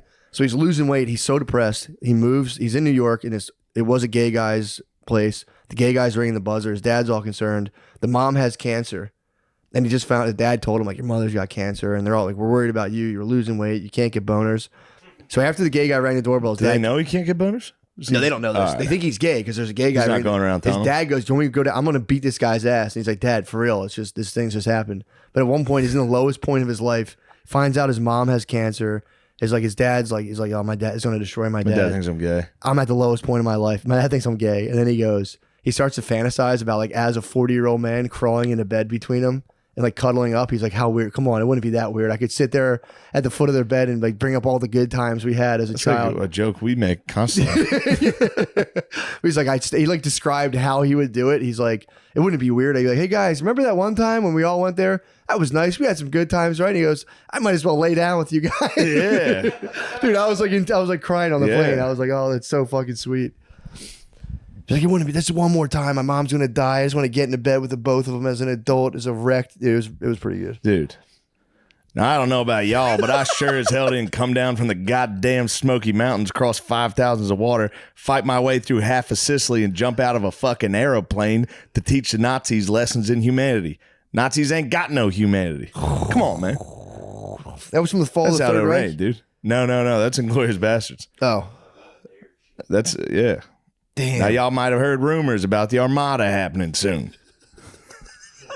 Well, we'll be leaving a little earlier. We're going to be dropped into France dressed as civilians. Once we're in enemy territory as a bushwhacking guerrilla army, we're going to be doing one thing and one thing only: killing Nazis. Dude, I was getting so pumped reading this. I was just screaming this last night. Nazis ain't got no humanity. They're the foot soldiers of a Jew-hating, mass-murdering maniac, and they need to be destroyed. Come Damn, on, dude. Yeah. How do the good guys always fucking win, dude? Because they write the story after. True. Yeah, true. You're saying there's more than meets the eye about the I'm economy? the direct descendant of Jim Bridges. Come on, man. Now, hold on. There it is. Now I'm the direct descendant of the mountain man, Jim Bridger. That means I got a little engine in me. Oh, Come on, man. Fire it up. yeah, it's pretty Let's fucking go. nasty. That's all I needed last night. Dude, what's fucking good? You know? What the fuck is good? I'm just laughing at people think they can possibly stop you. like, did you ever watch those podcasts where it's like Diary of a CEO? So take me through your day. How do you wake? It's like, Yeah. well, I wake up at 11 a.m. Then I read Glorious. Then I scream Inglourious Bastards quotes. Then I go do 5 shows. What is a day in the And I life? come home. Dude, there's a million fucking British guys podcasts with like 9 million subscribers. Like, just two people I've never heard of being like, when you founded your first company, tell me what that was like when you walked through that. And it's like, just I'll tell you what, yeah. accidentally wake up at 8 a.m., eat some bacon, don't cook it the whole way, feel sick, take a nap for an hour, wake up late, have to kind of jog to the gym to do deadlifts, come back, scream about Nazis, go do shows. That's it. We hit an hour, Gardini. We must gotta be at an hour. Gotta be at a goddamn hour. Gotta be. Woo! 105. I knew it, God. dude. I got a feeling Patreon's gonna be lit, dude. Yeah, it's gonna be crazy. I'm gonna need bro. some coffee though. Yeah, let's get some cafe. I'm ready to go to sleep. Let's get some cafe. Yeah, these are. I mean, again, it's a little taste of those fucking steel magnolias. I had Bro. 5 of them on Thursday. I had to fucking go home. Yeah, I forgot about that. They're strong, dude. Jump out of a goddamn aeroplane, teaching Nazis humanity. Nazis ain't got no humanity. I took one of them. Well, we'll talk about it in the page. Yeah, let's talk about more about it. I'm just gonna keep reading those quotes. Perfect. Sick. It's perfect. Thank you. Goodbye. Oh, dudes. Oh, wait. Will they see this? Yes, Denver. Go to Denver. Please go to Denver. Cleveland and Pittsburgh, Comedy May Works, 12th and 13th. Comedy Works is gonna be nuts. Comedy Works Denver? That's Comedy Works. Comedy right? Works is Denver, May 12th and weekend. 13th. Matt will be in Denver. Thank you, dude. 12th and 13th, I'll be in Cleveland and Pittsburgh. Also, me, Tim Dillon, Nick Mullen, and Big J are doing shows in Charleston, May 19th. So go to that. That's awesome. Lemaire, you'd like to plug something? Hey, hello, I'm Lemaire. I'm going to be at the Comedy Scene June 23rd, June 24th. Come there. I'm actually a monk. And he's pretty clear about it. He was like, I was just going to check it out. And they're like, we'll give you one more month to get your affairs in order. And he's like, yeah, monk it is. And his brother went actually and died as a pilot. And he wrote a very beautiful poem for his brother at the end of the book. Oh, damn. It was about his like brother's dead body that's just charred up in the middle of some field. Jesus Pretty Christ. great. It's a beautiful book though. Yeah. Very nice. He embraced Eastern philosophy Yeah. and Buddhism, and he was like the first major religious heavyweight in the West to do that. So that his writings are actually still pretty popular. Yeah. So either way, that's why I'm in a very light mood. I finished it last Buoyant. night. Thomas Merton has made you buoyant. It has. He's lifted me above just this absolute terrible society that we're all trapped in. Well, I'm sure our discussion will bring you back down to earth. Yeah, and, let's talk Diddy. Put you in the seventh circle of Dante's Inferno. Yeah, so you did a deep dive on the Diddler himself. P. Diddy, yes. You know, it's kind of interesting. I like to stick to facts. Mm-hmm. And I've been watching people talk about P. Diddy, and some guy says this, and there's just been this rabid speculation. And then I think I've even seen the Illuminati, that he's part of the Illuminati or something like that. That's Jay-Z. And yes. And so I decided to take a deep dive into P. Diddy. I got his lawsuits, the 5 lawsuits that were pending against him. I read them. And 2 of those lawsuits were initiated by women who were minors at the time. I mean, he was really into roofing young girls. Yeah. And molesting them. And one of the girls that he roofied, he took video of him doing a Bill Cosby on her, and then showed it to a bunch of his friends after. And so he's kind of a nasty piece of work. But all his homes were equipped with hidden cameras. Yeah. Remind you of anyone? Yeah, really. So people are comparing him to Epstein. Now it's going to be interesting because I believe that he's going to take the fall for Did a he? lot. You think he's going Yeah, down? I think he's going to take the fall for a lot of people because there are. I mean, he was Very unlike Diddy, though. He let Shine go to. True. Well, actually, that was like almost like a real trial. Yeah. I think this one's going to be very carefully choreographed, and some other, like maybe his sons may go down. I mean, his sons seem to be rapists too. So it's kind of interesting. But where the 2 interconnect, it's kind of, which is what I found out is Damian Williams is the U.S. attorney for the Southern District of New York. And he was the one that covered up the Epstein trial. Mm-hmm. His district oversaw that investigation, and they only called 4 witnesses. And those victims had only been molested by Epstein and Maxwell. They didn't call any witnesses that were molested by any of the power brokers that Epstein was pandering to. Is this the original trial where they sealed it, or his most recent one? No, the last one. Actually, Maxwell's trial. Gotcha. He was going to prosecute Epstein too, but Epstein, his death kind of precluded that. True, yeah. But yes, that trial was totally choreographed, and it was a total fix. I mean, Maxwell should have been indicted on multiple counts of child trafficking. And the procurers should have been, they could have done a RICO with it, where you get the procurers, you indict them on 10 counts of child trafficking, they're looking at 1,000 years, and then they roll over on the big fish. And that did not happen in that case at all. They kept it very tight, and only Maxwell was the one that went down. Now, that guy is the guy, and because it's kind of strange that P. Diddy's homes in LA and Miami were the ones that were searched, but that search warrant emanated from the Southern District of New York, Damian Williams. So he's taking the helm of the P. Diddy he's in case. control of all. Yeah, that's And kind of nuts. So that's why I know that the fix is in with P. Diddy. But this is also interesting. Damian Williams went to Yale Law School on a grant from the Soroses. What? And where it gets a little interesting is Peter Soros, their kid, is in Epstein's black book, and he's circled twice.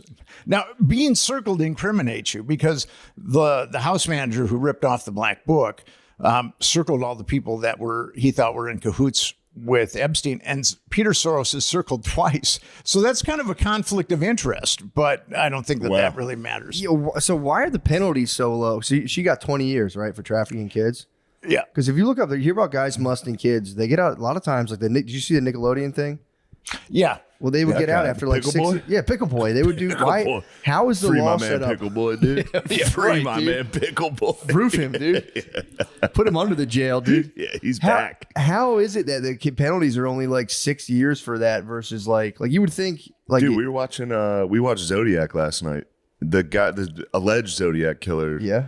Lee Allen or whatever. Yeah. He got in the middle of being the Zodiac, allegedly. Yeah. He got arrested working at a school for molesting children. He went to jail for like 3 years. Yeah, why is the penalty so low for that? Got out, went right back to writing Zodiac letters and killing people. Anyway, jerk. Yeah, you get like 10 minutes. That's what I'm saying. I'm like, I have no idea why the law is set up that way. You would think, like I always say, like, who would you rather live next to, and that should be the law. How long you go to jail for? Pedophiles, 100 years. 100 Well, I years. mean, it's Not 4. it's a 15 to life sentence. So I'm sure that if you're living in a trailer park and you molest a girl, that they'll put you away for life. Yeah. But it's a little different with the people that run our world, I guess. Or it's a life sentence to live with your mom. I think that's the life sentence. Life sentence, your mother's basement for the rest of your life. Yeah, you gotta go home. I would off myself grounded. before that happened. You just get grounded, I guess, if you're a pedophile. But yeah, that's crazy. Maxwell was like, she was famous for it. You'd think they'd make an example out of her for a long time. You were saying she's in a dormitory now? She's in a dormitory. And the dormitories are generally for people that have done time and been exemplary prisoners and are about to get out. But she's right in a dormitory now. That's so crazy. And she got how many years? she got 20 years. Do you think how many of those do you think she's serving? Well, in the Fed system, I mean, not that this is going to really count. Yeah. In the Fed system, you've got to do 85% of your time. So she should end up doing like 27 years or 17 years. Yeah. So, but I don't know if that's going to happen. I mean, she kept her mouth shut and she's got a lot of money that's waiting for her. And I think that was kind of the deal. This is just my opinion. My surmise is Yeah. they sat Maxwell down. They said, Ghislaine, you've done some really good stuff for us. You've enabled us to blackmail a lot of people. But, if you keep your mouth shut, you won't end up like Jeffrey Epstein. I mean, you're going to have to do some time, Yeah. but then you're going to have lots of money when you get out. Yeah, maybe she'll have her own like Target line. She'll have like home goods Target. Buy Jelaine Maxwell. I was thinking, I don't know if Target would stoop that. Maybe Walmart should have her own Walmart line. I'm a Minnesotan, and Target began in Minnesota. True, So true. I have kind of a My bad. special affinity Excuse for. Although you know what's kind of strange is I think Walmart and Target are kind of a jump ball, but as far as like quality and service and things like that. But people in New York actually have Target bags. It's almost chic to have like a Target bag. I've never ever seen a Walmart bag because someone using a Walmart bag in New York. Yeah, they'll walk around. Usually they're homeless if they're walking around. Yeah, if you got the Walmart bag, things That aren't is going not. well. Yeah, that's not a Louis Vuitton purse by any means. Well, actually, I saw a homeless guy in New York a couple of weeks ago. He had like 8 Target bags. No. So So he was doing well. homeless chic. Yeah. Well, so the Diddy thing, you think Diddy's go? I wonder. I don't think Diddy thinks he's gonna go down. Where do you get that? I just think about it because they were saying they were like he could just flee the country, but I was like, I don't think he thinks he's gonna. Somebody just told me that. They're like, Matt said he doesn't think he's going down. I was like, is Matt fucking talking to him? No, I'm just saying because otherwise you think he would flee, but if he's, I don't know. I think he is. I think the boys got him. He invented the remix, dude. You think he's not going down? Now that's a valid point. Because otherwise, he has the means to. He's a flight risk. He could take off. I would think that there's an eye in the sky on P. Diddy. I think it's like okay, that makes I think sense. the people that raided his house are Yeah, true. pretty powerful. True. I think they got a good location on that guy. Yeah. They're like, we know you got blackmail stuff. That's what I heard. I heard they raided the house to get the blackmail material. Yeah. I mean, the same thing happened with Epstein, where they drilled his safe and they pulled out hundreds of DVDs. What? And I've done freedom of information requests on. I didn't, of course, want the DVDs because who knows, what licentious, nefarious things they're filled with. But I did ask for reports on the DVDs. I've been having a tough time getting Pornhub down here. I might need the Epstein DVDs. The box set. The box set, dude. Get the portable DVD player going in the bathroom. Well, if I ever get the DVDs, I'll Toss me the good ones. Toss me the good ones. So Yeah, scrub the bad stuff. And Get rid of the bad stuff. it's kind of funny. When Epstein died, the Fed said the case was closed. yeah. So then I put in a FOIA for the reports, and then they said the case is ongoing. Oh, really? And then I did it again. I don't know, about 3 months ago, and then again they said the case is ongoing. I mean, the guy's in the ground and rotting, Yeah, but the case is true. ongoing. So Trying to see that Stephen Hawking. I'm trying to see I him want to see Stephen thunderclap. Hawking fucking that would have been tough. reverse I think. forward, reverse forward. Just Back that thing up, dude. Maybe- back it up, Terry. Hawkins might know some stuff about physics that we don't have a clue about. True. So, yeah, True. You never know. Sexually, he could. Yeah, Get a little wormhole going. Yeah, that's kind of crazy. So he got. So Diddy, I know who was implicated in Diddy's was Cuba Gooding Jr. got hit pretty hard. Everyone thinks Meek Mill was involved just because he was like, they named basically his circumstances. But what was like the worst one? Because I knew he had the case against Cassie that you're saying he had the underage people. Then Well, there there was the Little Rod. producer. Little Rod. That was Yeah, the most that was- fascinating one. That was the last one. And Yeah. Little Rod, I mean, it's kind of interesting because they've done 3 addendums. His attorneys have done 3 addendums to his initial statement.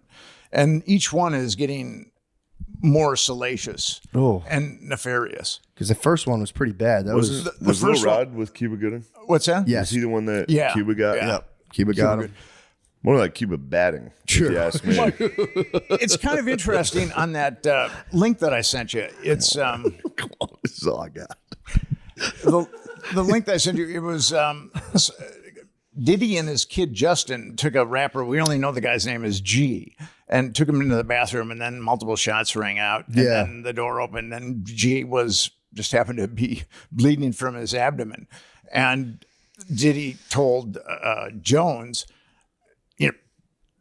don't say I had anything to do with this, and I got to leave and take off. And then Jones was taken out. It was at Diddy's studio. Jones was taken out of the studio, and the cops were called. And I've got a news article that says that G was shot outside the studio, but Jones took pictures of the bathroom. Of the blood in the bathroom. I saw that. There's a bunch of blood in the bathroom. Yeah. Yeah. So I think that shooting people, that's probably against the law too. It's hard. But Diddy's head of security, Fahim Mohammed, he was head of security for Michael Jackson. So there's a dude that knows how to keep secrets.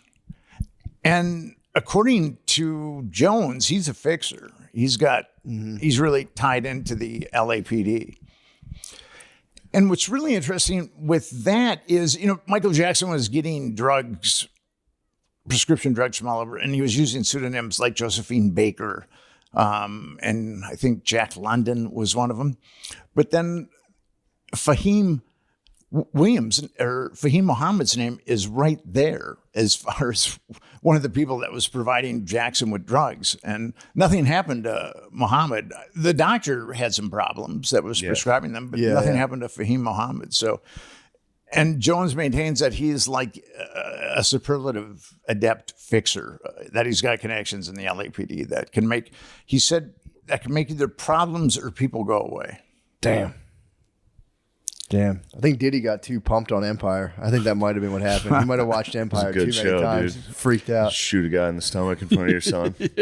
Like, this is our empire. Dude. Well, the son's busted. I heard the son is like for sure getting busted on one of the things. Last lawsuit is against the son. Yeah.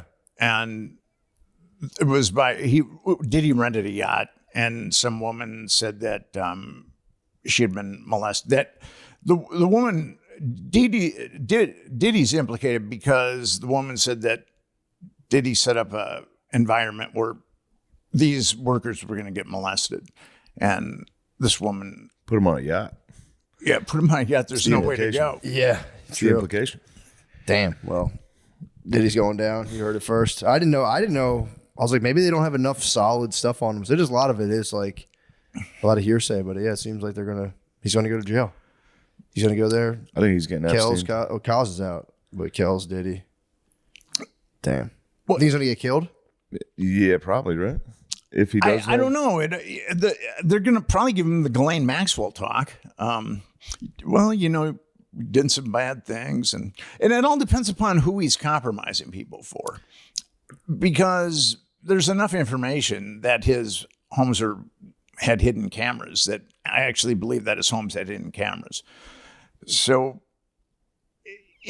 I just don't think that he was blackmailing people for himself. Yeah. Now, what's really interesting is the guy that he started Bad Boy Records with is Clive Davis. Mm-hmm.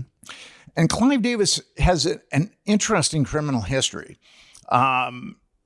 He was charged with not paying his taxes in 71, 72, and 73. He was head of CBS Records. And he was busted embezzling $94,000 from CBS Records. And the guy that he was using was a Genovese crime family named Pasquale Falcone. And how they intersected with, this is kind of interesting, how they intersected with Davis is Falcone was smuggling 22 pounds of heroin into the United States. And then they started looking at Falcone, and then they saw that he was doing these illegalities with Clive Davis. And then he also shelled out $250,000 for payola. That's giving kickbacks to radio stations, which is totally illegal. Yeah. But he did all these things, Clive Davis, he did all these things, and he walked. The dude never spent a day in jail. Oh, then he teamed up with the Diddler. That makes sense. And then he came out with the Diddler. The feds said, yeah, that was the connection. We need you. We need the Diddler. Damn. So you've got it's an interesting alchemy right now with P. Diddy. You've got his head of security, who is a fixer, who knows how to keep secrets about child abuse. You've got Clive Davis, who has been busted on innumerable things and felonies and not spend a day in jail. And then you've got a U.S. attorney that likes to cover up child abuse. So it's a pretty interesting alchemy to see how those things all turn out. What do you think about Jay-Z? Nothing on him yet at all. There's a lot of innuendo about this person or that person. Like Diddy says, when he was sued by his girlfriend Cassandra, Cassie Ventura. According to Jones, he says, well, I've got enough leverage on Bishop T.D. Jakes to get him to go to bat for me and say I'm a good guy and nice guy. And now Bishop T.D. Jakes, he's got a real estate empire. I mean, he's got a mega church in Dallas, but he's got like a real estate empire. And now one person on Twitter said that he's gay. So then the next thing, everybody in the news That's saying, pretty good, though. yeah, and he's blackmailing T.D. Jakes because he likes little boys, or whatever. So one guy calling you gay on Twitter. That might be the straightest guy on earth. And the person said, well, it's right there on Twitter. Yeah. So now here's a guy that's worth millions of dollars, and he just did a deal with Wells Fargo that could be up to $1 billion in housing. So, and he's a preacher, which his being a media mogul and also a real estate baron, it seems a little at odds with preaching. I mean, not when you get to the evangelical side and you're on television, I guess not. Yeah, mega church mega churches are like basically businesses and stuff where you can, you just get a guy and be like, yo, fund me. I'm going to start 10 more of these things. I got to meet Jim and Tammy Baker once. Not really the highlight of my life, but it was interesting. A friend of mine was an Herbalife distributor, and the feds busted him. What? For what? Dispensing Herbalife, marijuana. Oh, he wasn't actually Herbalife, yeah. This is before, I used to call it Herbalife. Now, but that reference is kind of lost. He used to dispense Herbalife. There was actually something called Herbalife. I benefited financially. There was actually something called Herbalife, but you guys are too young to know about that. When you get old and crusty like me, there's a lot of references. I remember Herbalife. The guys, there was this couple that would stand in the back of the church, and they had pins that said "Lose weight now, ask me how," and they would stand in the back of the church. At Catholic church, get them out of there. They're selling their wares. I know. I almost flipped. They had tables. I would flip the tables. But yeah, it was this couple, and they had the guy with like a skinny guy with a mustache and the lady with 80s hair, and they were just standing in the back, and they looked great. I'll be honest. They were both good. Looking pretty slender. Yeah. So a buddy of mine, Instagram. You had to just go stand in public and go, lose weight. I know secrets. There's secret drugs you can take. Everything will be better. It was just a veteran, probably. Yeah. Try crystal meth. Yeah. An herbal life together, you will lose weight. So I was visiting a buddy of mine in the federal prison in Rochester, Minnesota, which is kind of like a club fed. A lot of mafia guys end up there, and when you visit someone, at least in this prison, they put you in a little group and then they escort you across this courtyard. And I was in the same group as Tammy Faye. And she looked like, she does when she's live, she looks like maybe an Avon train wreck or something like that. I mean, she's definitely putting on her makeup with a trowel. Yeah.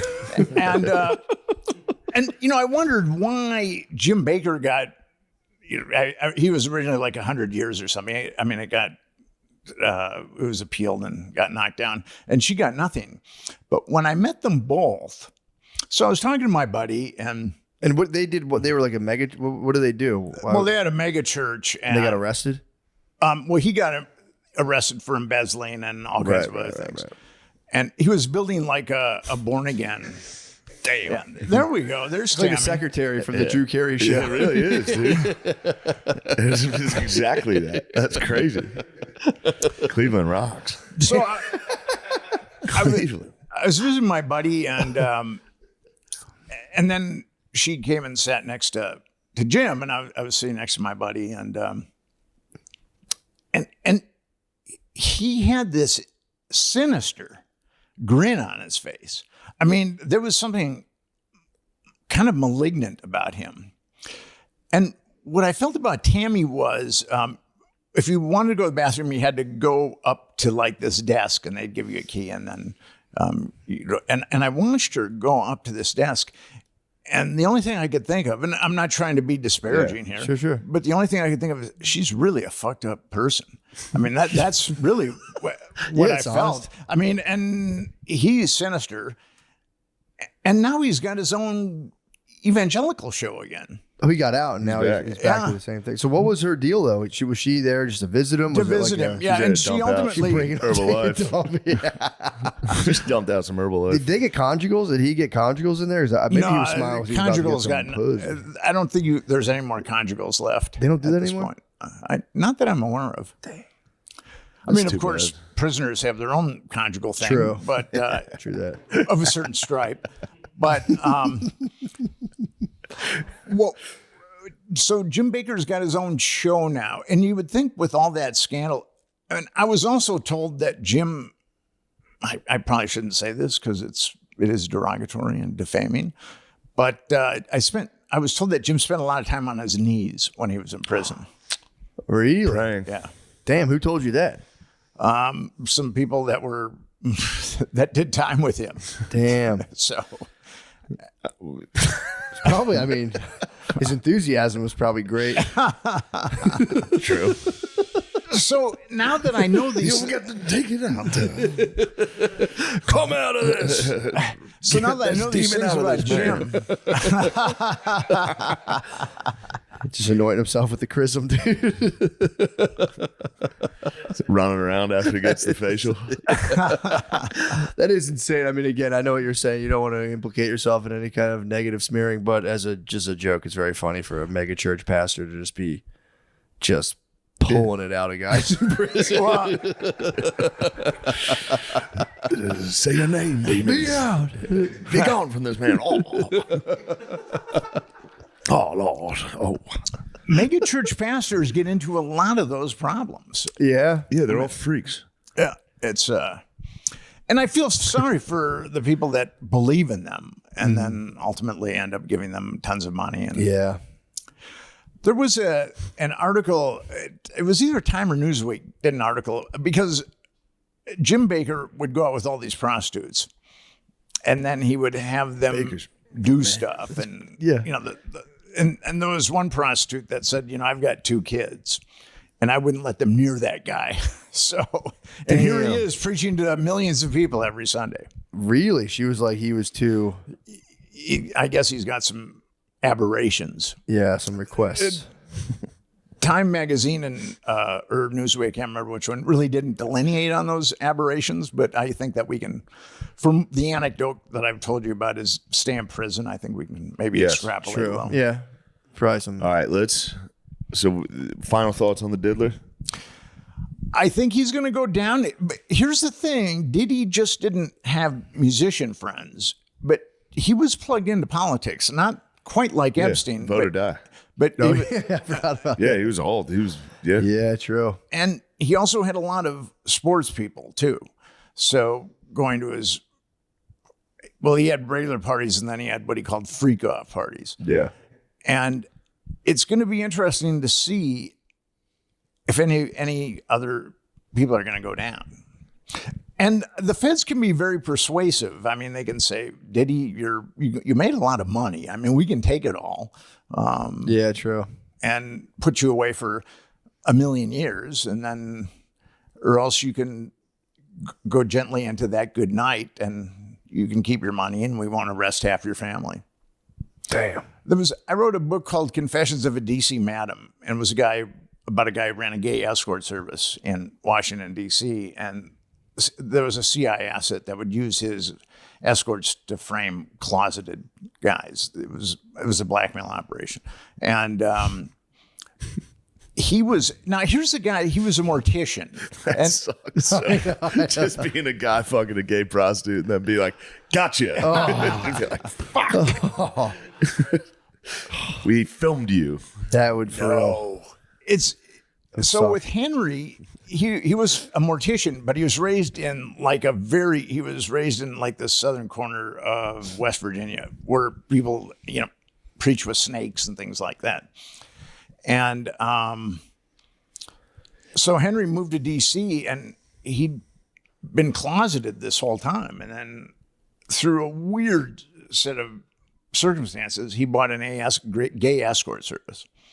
And from a guy that was dying. And Henry is really brilliant as far as a marketer. So what he did is he opened up the yellow pages and he started calling all the escort services, which are generally fly-by-night operations. And if the phone was disconnected, he'd call up the telephone companies and he'd say, I'll pay for the arrears. So he ended up with like half the escorts in the DC yellow pages. True arrears. True, yeah. Rear enders. Butt sex.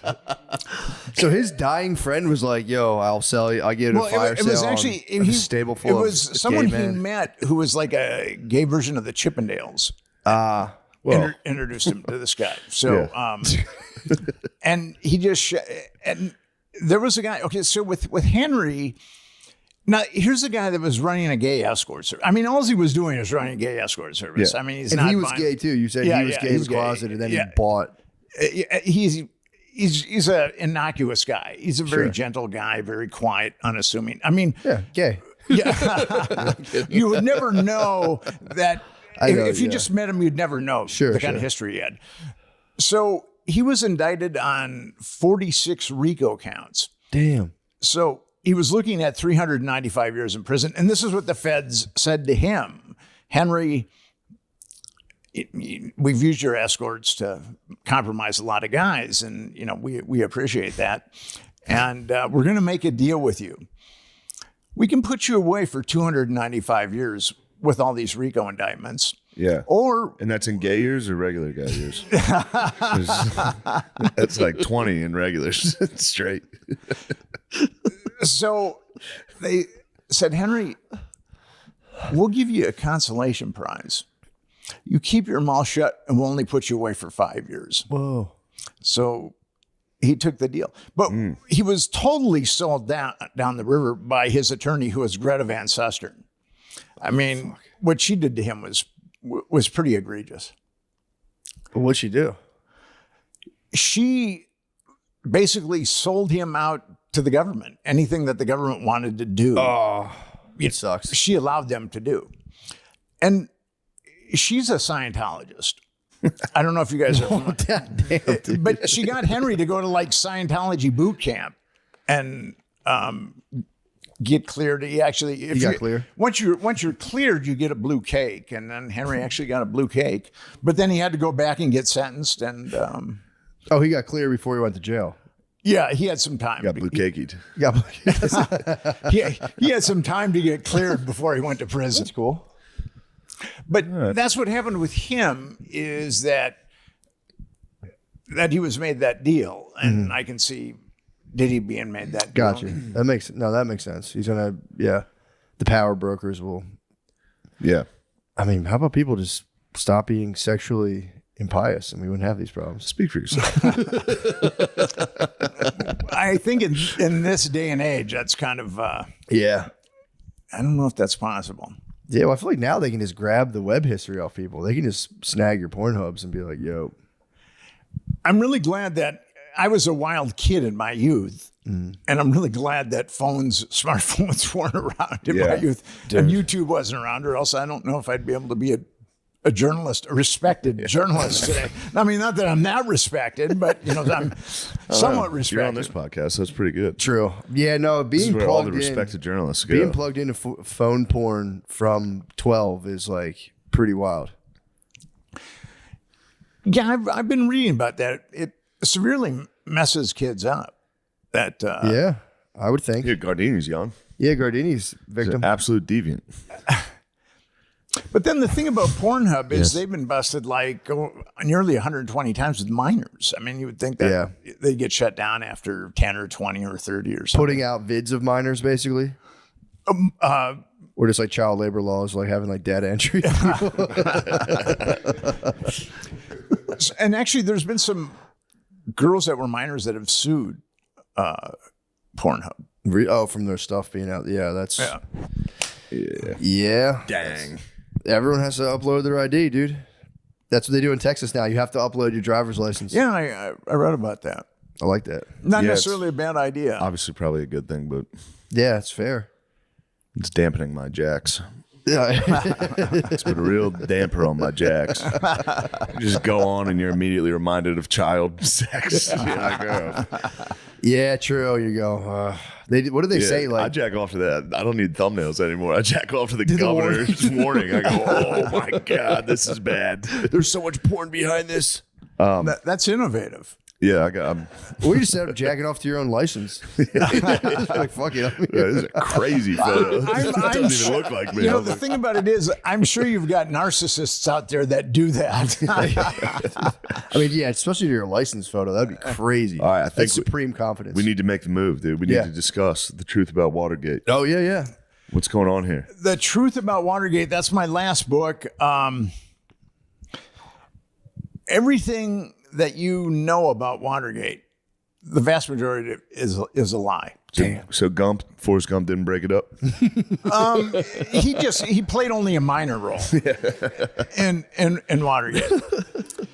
It's interesting.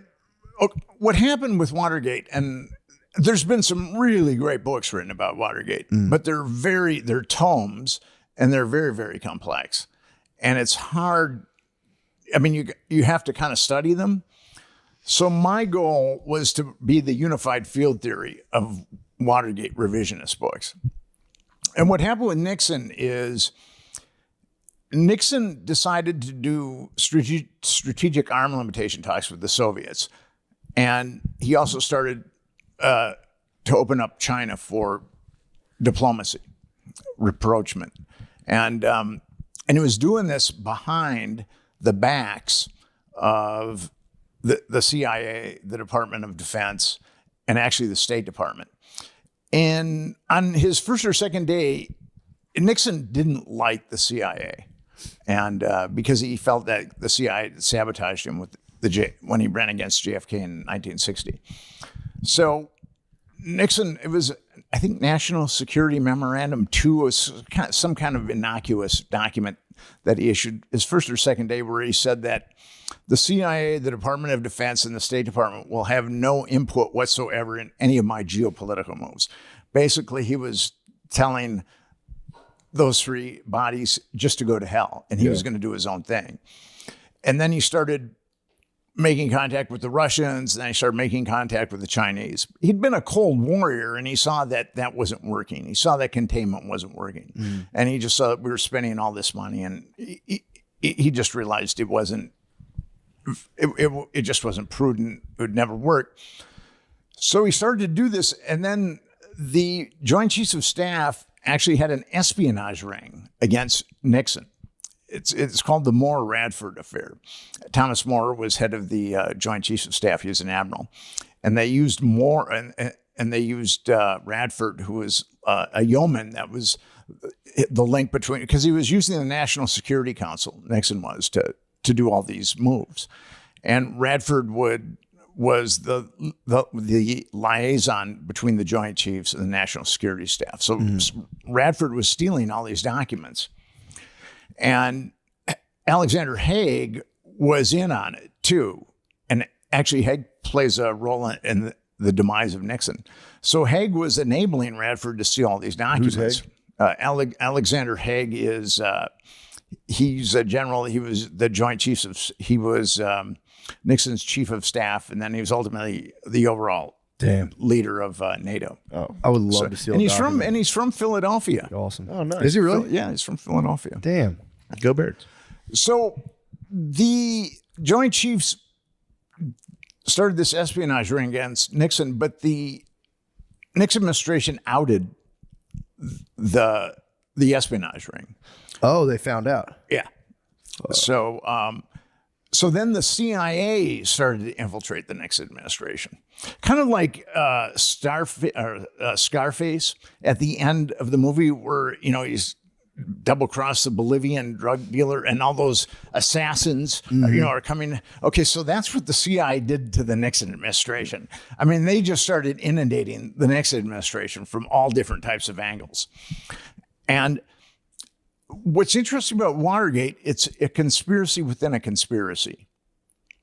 Because McCord and Hunt who are the two guys that were busted in Watergate, their goal was to take down Nixon. They wanted to take down Nixon. But there were two agendas at work. And this is actually my third book on sexual political blackmail, because at the heart of Watergate is a CIA sexual honey trap. And what's really interesting, so the burglars broke into Watergate, and there was a secretary from the Democratic National Committee named Maxie Wells. She kept photos of prostitutes in her desk under lock and key. And if you were a Democratic VIP, you would go there and take a look, and then these girls would be at the Columbia Plaza, which was a high-class apartment building. And the CIA had had video or film or whatever. So you were just walk into this lady's office and she'd be like, check out these ladies. I mean, I'm sure that there was some kind of secret handshake or code or something like that. Gotcha. Probably like, hey, I'd like a hooker. Is there one around? So Do you think these girls are pretty? So John, the woman that ran that escort I hear the service. cherry blossoms are beautiful this time of year. Oh, yes, they are. Yes, Senator. I don't know if there was a lot of cherries at that. Oh, yeah. But The cherries are gone. I think cherries have been gone a long time. But so John Dean's wife, Maureen Dean, was good friends of Heidi Reichen, who ran that escort service, that CIA compromise escort. And actually, G. Gordon Liddy said that she was part of that escort service. And he was sued, but he managed to win it. The first was a hung jury, but then he won the second trial. But anyway, so one of the burglars, Eugenio Martinez, had a key to the desk where the pictures were taken. Oh, no. Where the pictures were kept. And when they got busted, their photograph equipment was on her desk. So, but then there was another, okay, so that was the first conspiracy, and that was initiated by... I'm sorry, when he used the key, did he get rid of those pictures and they were never No, found? no. What was he doing? He got busted before he could even get into the desk. Okay. I mean, they were on them really quickly. And he tried to get rid of the key. He got the shit kicked out of him twice by Carl Schaffler. Damn. Who was Fucking Schaffler. Carl Schaffler was the cop that was notified that the Watergate break-in was going down. Why was he trying to take the pictures of the naked ladies? I think that they wanted to take as many Compromise pictures Democrats, or- pictures of whatever documentation, women, anything that they possibly could. And this was a CIA guy stealing the ladies? Okay, so Yeah, let's I'm confused. hold on. The lady's name was, what was the wife's name again? Maureen Dean, John Maureen Dean's Dean. wife. Gotcha. Who's John Dean? Okay, so John Dean was counsel to the president, Okay. and he was the guy that supposedly saw that that the Nixon administration was awash in moral turpitude and corruption. Gotcha. And he's the guy, he had a book called, it's actually a great piece of fiction. It's called Blind Ambition. And he was the guy that turned on Nixon in the Nixon administration. And then ultimately it was Nixon's word against Dean's word. But there's quotes or there's tapes of Nixon talking about Dean and Dean lying. I mean, Dean, he's a snaky guy. Mm-hmm. And Maureen Dean was very, very attractive. And John Dean, well, but she was good friends with Heidi Reichen. And what's really interesting is a number of people have thought that she was working as a prostitute for Heidi Reichen, or working with Heidi Reichen, running her prostitute gig. And now, John Dean's book was Blind Ambition, and Maureen Dean was Watergate, A Woman's Journey. And they both say that they met in L.A., that Maureen Dean was living in L.A. when they met. And then they had a torrid romance, and then Maureen Dean flew to Washington, and then that was it. She moved in with John Dean. Mm-hmm. But I found a an article in the Washington Post where it's talking about her working for the government before that. So either they're lying in their books or the Washington Post is lying, because it's out of the, if you take that chronology in the Washington Post, it's because people have said Maureen Dean was a hooker, but it never made any sense to me because she flew back to Washington, D.C. and she lived with John Dean. She didn't need to be a hooker to make money. But according to the Washington Post, she was already in Washington, D.C. when she met John Dean. So with that timeline, it's definitely feasible that she could have been a hooker with Heidi Reichen. And plus, her and Heidi Reichen were very good friends. That's pretty much proven. Gotcha. So what did they actually nail him for? So you're saying that Nixon, if I'm right or wrong, but I don't know if I'm right or wrong, but it's like Nixon's people had this prostitution thing going on, and they tried to expose that, and then he caught them trying to do that. Okay, so what happened was Nixon didn't know anything. He didn't know it was okay. He didn't know anything about any of this. That's kind of my question. Was and actually, the top people in the Nixon administration didn't know about Watergate. They knew nothing about Watergate. And it was Jeb Magruder, who was the acting chairman of the committee to reelect the president. And it was John Dean that sent them in there to the Watergate. And they were, the story I was always, they were just in there to steal what, Democrat like political plans? Well, dirt. They were just in there to get dirt on the dirt. on The second time, the first time, actually there were two break-ins. The first time was dirt, or the first time was, any kind of documentation, but the second time was definitely dirt. Okay. I mean, that's why they had the key to Maxie Wells' deaths. Yes. But if they were in there to get dirt, I thought they were against Nixon. Well, a lot of those guys. No, they were CIA guys. Yeah. All those guys were CIA except for G. Gordon Liddy, the crazy one, but they were all CIA. So the overt plan to get it for them was to get dirt. The plan that Magruder and Dean told them to do was to get dirt. Now, there was a second agenda going on there. Those CIA guys, McCord and Hunt, had infiltrated the Nixon administration, like those assassins in Scarface. And their goal was to get Nixon out of office. And they had the opportunity because that whole thing was a setup. McCord really hated Nixon, and Hunt didn't like him at all. And just to make sure, they're going to steal him out of the office. What's that? So they kidnap him, steal him out of the office. So how are they going to do it though? Are they just going to like plant something, or just like look for bad stuff? Or just intentionally get caught? They were just going to see how it went out. But then there's the media side of it too, which I can get into a little bit later.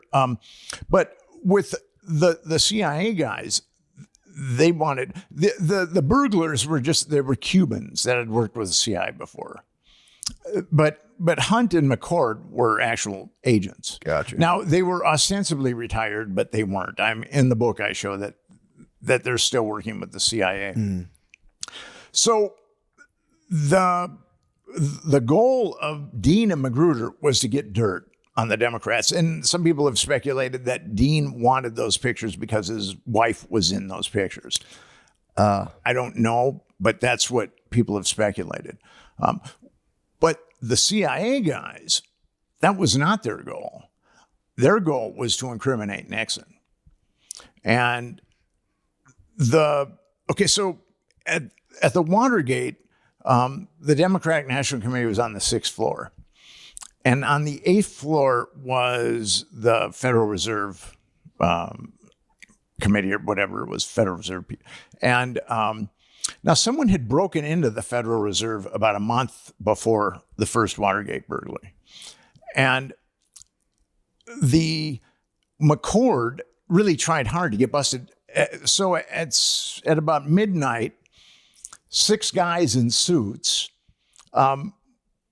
signed into the Watergate at midnight and went up to the 8th floor, signed in for the Federal Reserve. But the security guard was like, I think he probably had the IQ of an avocado. He couldn't figure that out at all.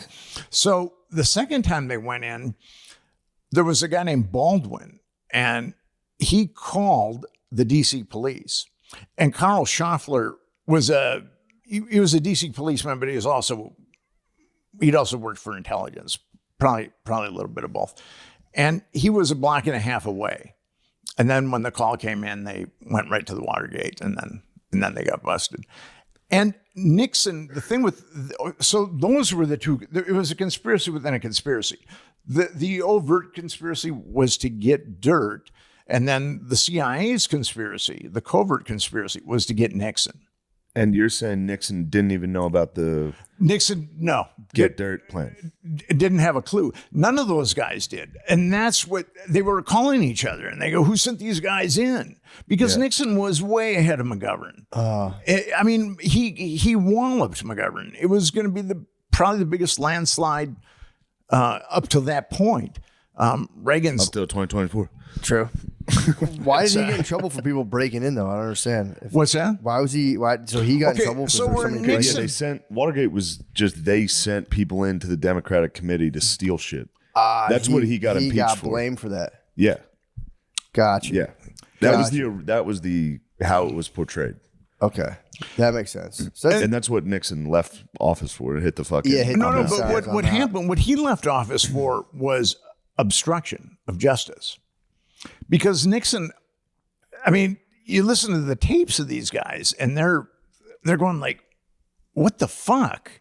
Yeah. I mean, who ordered those guys to break in? Now, Magruder and Dean, who ordered them to break in, kept quiet. So those guys had no idea. damn. So there was just like 9 burglars in the building, and everyone was Yeah. Spider-Man out. But Nixon, his natural instinct was to cover it up. I mean, he didn't know why anybody broke into the office, or he didn't know some of the other crazy stuff that these guys had done. Yeah. But it was just his political instinct to cover it up. Gotcha. And that's where Makes he got sense. busted. Is he tried to use the CIA, and the CIA double-crossed him.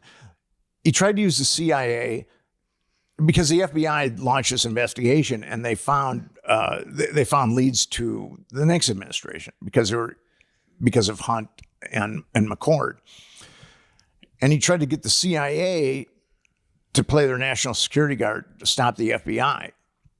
Now, Richard Helm was head of the CIA at that point, and him and Nixon hated each other. When there would be a cabinet briefing or a National Security Council briefing, Helms was allowed to brief the cabinet members or the National Security Council, but then after that, he had to leave. I mean, Nixon had overt, they really hated each other. Now, Richard Helms said, no, we're not going to cover it up. But then Nixon said something about the Kennedy assassination. And actually, there's tapes where Nixon is grilling Helms. Who shot John? Who shot John? And so Nixon leveraged them with the Kennedy assassination. Oh wow. And then Helms said, okay, we'll do it. But he didn't. So, and actually the CIA provided more incriminating evidence against Nixon. But Nixon didn't know any of this stuff. All these machinations were just going on below the surface. Jesus. Yeah, that's pretty cool. I had no idea. I thought he got like in trouble for like stealing stuff. I didn't know what happened. I thought like, he actually just stole stuff and got busted and was like, my bad. I'm not a crook, dude. Yeah, I'm not a crook. The thing is, if Dean and Magruder hadn't ordered those break-ins, then Nixon would have.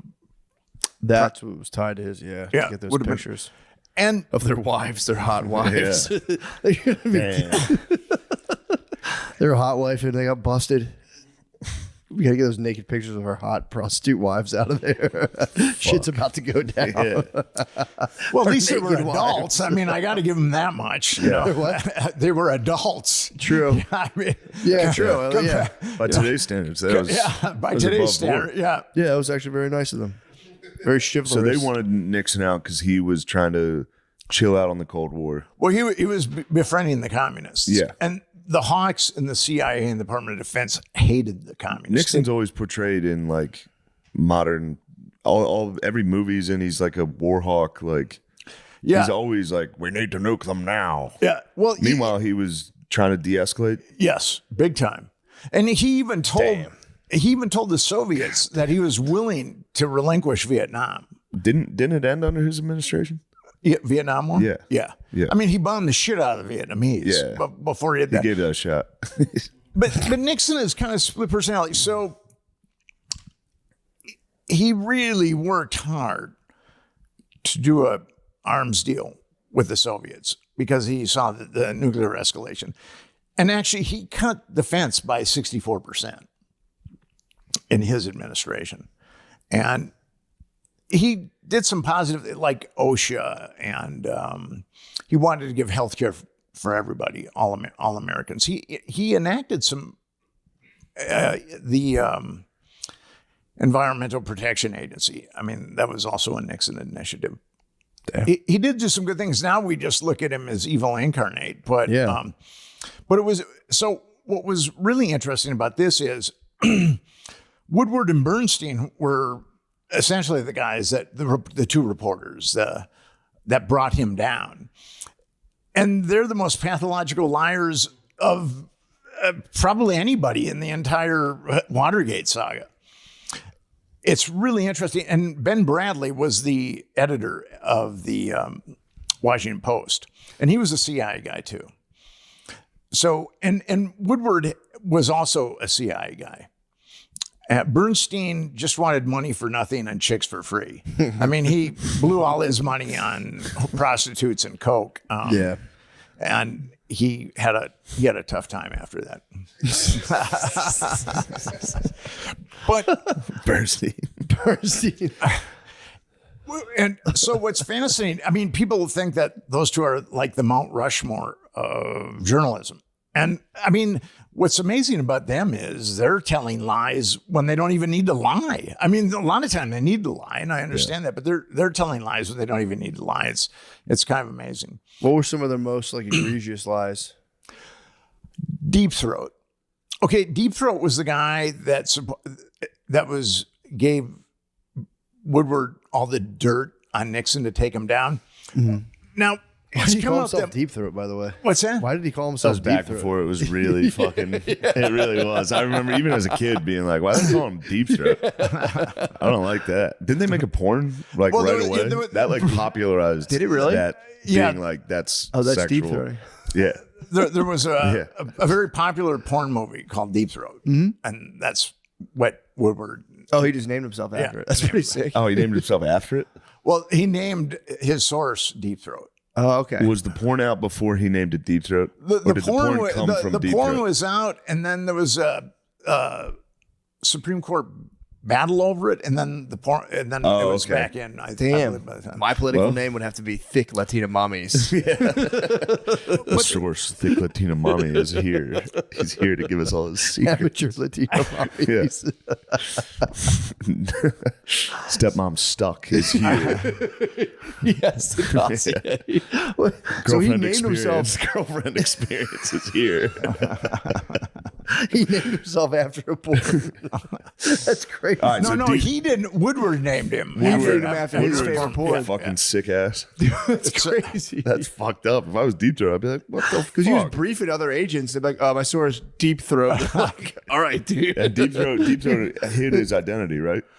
So you Totally can't- hid his identity. You can't be like, dude, stop calling me Deep Throat. You just have to be like, fuck, I'm Deep Throat now. But if you briefed all the other guys, you'd be Yeah. like, well, Deep Throat. They'd be reading the thing like, dude, can you stop calling him Deep Throat, please?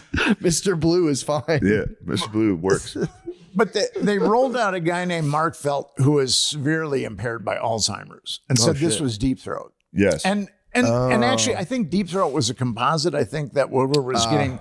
I mean, Woodward's tapped into intelligence. He was naval intelligence. Okay, so I'm sorry, for everybody that's not familiar with Watergate, Deep Throat was Woodward's inside source on all the stuff that broke to the Washington Yes. Post. Yeah.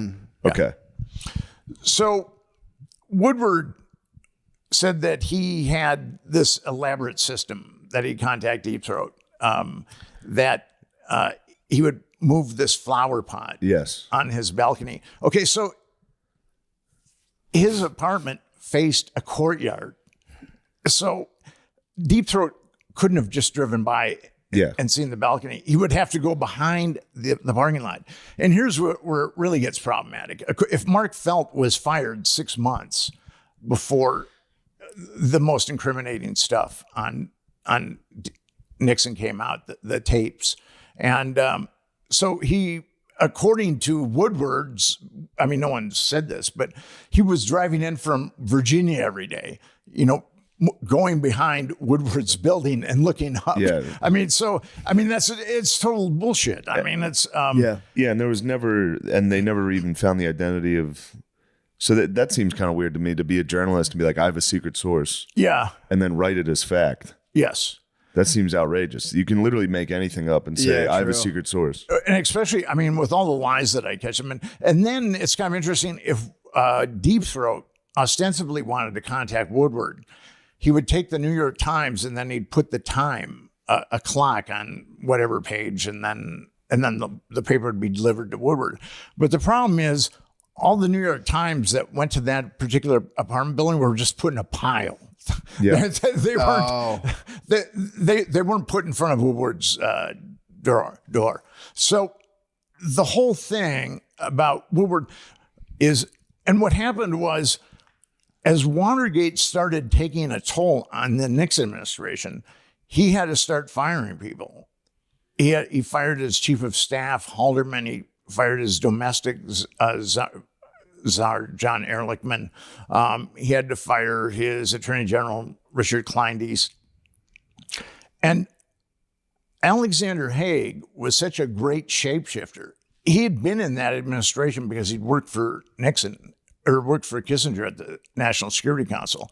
And Nixon really liked him. Haig hated Nixon, but Haig was a really cunning sociopath. So he became Nixon's chief of staff, which was the biggest mistake that Haldeman ever made, H.R. Haldeman, when he got fired. He said, well, try Alexander Haig.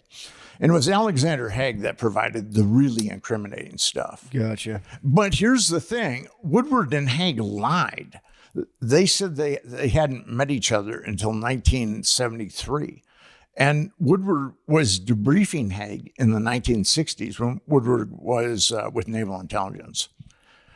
So that... Woodward was Naval Intelligence before he became a journalist? Yeah. And here's what... Free Nixon, bro. Yeah, true. So what's interesting is, and I'll tell you just how crazy the Woodward story is. So Woodward, he graduates from Yale. And he's accepted to Harvard Law School. And then he ostensibly goes to the Washington Post after he's been accepted to Harvard Law School and says, I'd really like to be a reporter. I tell you what, I'm gonna, how about if I write for you guys for 2 weeks? And then if you don't like it, you don't even have to pay me. And if you don't like it, then I'll leave. So that was the deal that was ostensibly made with the Washington Post. And then they put him, ultimately he ended up in the AAA system of the Washington Post in a weekly in Maryland. And he drove a Carmen Ghia. He lived in a very nice apartment. There's no way that he could, and I demonstrate this in the book, there's no way that he could have paid. Woodward was definitely a spy at that point. Yeah, I get what you're saying. There's no way he was making that And money. then the Washington Post brought him back. And then 9 months later, he and Bernstein broke open Watergate. Yeah, that's kind of weird. They tell all kinds of other lies, but Deep Throat is definitely the biggest lie that they tell. Do you think the stuff happening to Trump now might be some sort of interference operation or what? I don't know. You said it, brother. Yeah. I was waiting to ask, and I was like, I don't want to. I was curious. It sounds familiar. Yeah. I don't. It's really hard to know with Trump. I don't see how that guy cannot be compromised myself. I mean, but it does have the thing that reminds me of it is like the hallmarks of like JFK and Nixon, where it's like, let's de-escalate with Russia. let's de-escalate with North Korea and China. Like, why are we? You know what I mean? It seems to be that. You know, I'm willing to keep my mind open on that. Yeah. His tax bill was probably the biggest redistribution of wealth that we've ever experienced in the United States in a short period of time. So he did help the rich get richer and the poor get poorer.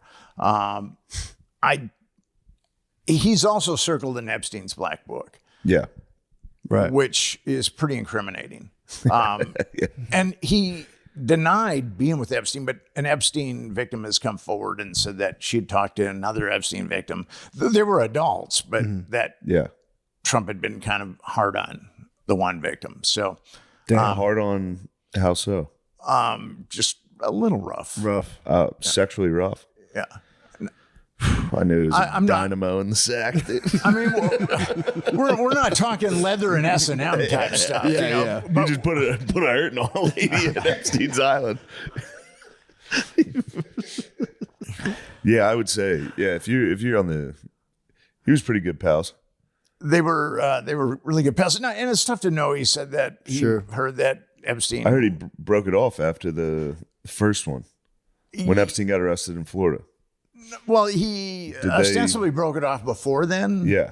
But, I mean, Donald Trump has problems with veracity, so it's difficult to know. Has there been any connections of him and Epstein after that? Like when he said they were done being friends? He took Epstein's plane. After that? Yeah, after that. And he was also visited Epstein's house. A deposition from Epstein's brother, Mark, talks about that. Damn. So he did lie. Trump did lie about that. Yeah. Got you. With Gates, and Gates revisited him too, didn't he? Well, here's the thing with Bill Gates. Yes. The media cover story on him is that they met in 2011. Mm-hmm. The Evening Standard did an article on Epstein in 2001. And according to that article, Gates and Epstein were doing business in the 90s. Damn. So there's a lot that's been covered up about Epstein. And there's guys like me that really want to get at the truth, but the government and the media are just fond of kicking out salacious details. And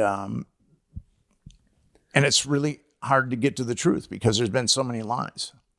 But when I think about Trump being prosecuted or persecuted, you know, I do think about Nixon being persecuted. I believe, you know, here's the thing with Nixon.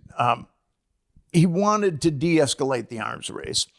He wanted to open up China so he could use China against Russia. I mean, that was his thing, and it was working for sure. But then he backed Pinochet, who was a genocidal dictator. He backed Suharto, who was a genocidal dictator, and then Pol Pot. The Chinese were down with Pol Pot, and he wanted to appease the Chinese, so he tacitly backed Pol Pot. But was that CIA doing that, or that was him? That was Nixon. Okay. Yeah. I mean, the CIA ultimately did things that enabled it. They got it done. Yeah. So Gotcha. with Nixon, it's not. The media has sold Nixon as good versus evil, but it's not quite that simple. Yeah. And the media has also said that it was the left that toppled Nixon when it was actually the right that really had the means, motive, and opportunity initially. I mean, eventually the left got involved, but after the right had inflicted a tremendous amount of damage on him. Dang. Yeah, I had no idea. I never really asked. I didn't know much about Watergate. I thought he just got caught doing something kind of bad. And everything that, like I said when we started, everything that you know about Watergate is a lie. Damn. Just about everything. Shit. Let's take a pee break. Yeah, I do have to pee really badly. Quick break. Quick break, yes. It can be easy. Hey. I'm Josh. Eat your chicken, dude. It can be easy to ignore our social battery and spread ourselves thin, especially with social gatherings picking up after the winter. What's the right amount of socializing for you? How do you recharge? Maybe you thrive around people, or maybe you need some more time alone. Therapy can give you the self-awareness to build a social life that doesn't drain your battery. Personal endorsement. Golly. Yeah, man. You got to fucking figure all these questions You out. got to answer these questions. Otherwise, you're going to spread yourself. Yep. Last thing you want is to be spread.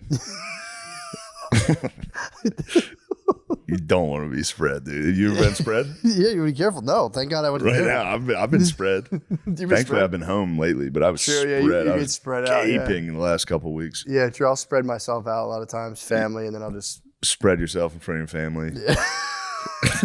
Yeah. At Thanksgiving, you come down, you spread in front of everyone. I'm like a turkey on the table. You can just lay down, put an apple in your mouth, and just spread. If you're thinking of starting therapy, give BetterHelp a try. It's entirely online, designed to be convenient and flexible, and suited for your schedule. Just fill out a brief. It's so funny thinking of them getting this ad reads. Brief questionnaire to get matched with a licensed therapist, and switch therapists anytime for no additional charge. And you know that's something me and Matt love the most about BetterHelp. True. Find your social sweet spot with BetterHelp. Visit BetterHelp.com/MSSP today to get 10% off your first month. And that's BetterHelp, HELP.com/MSSP, dude. That's what I'm talking about. Think about your dad coming down at Thanksgiving and fucking spread himself. I just like to switch up. They're like, you're narcissistic, bipolar. I go, next. Try again. Nope, wrong. I demand another. All right, here we go. Ever experienced the agony of harsh smoke, throat burning, or coughing attacks when smoking cannabis? The struggle is real, but the solution is chilly. That's right. I'm talking about the smoothest way to light up, and that's with Freeze Pipe. Freeze Pipe makes a unique line of freezable pipes, bubblers, and bongs that are 80% colder than using ice cubes to chill smoke. The magic is in freezable glycerin. The magic is freezable glycerin chambers that come on every piece. Simply, Pause. Is that what?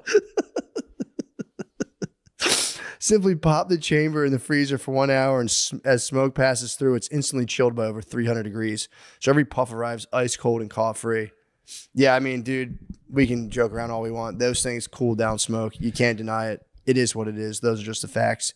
American owned and with over 100,000 happy customers, Freeze Pipe uses the thickest glass and market-leading glycerin chambers for a smoother experience you have to feel to believe. Ditch harsh smoke forever by visiting thefreezepipe.com and use code DRENCHED for 10% off your order.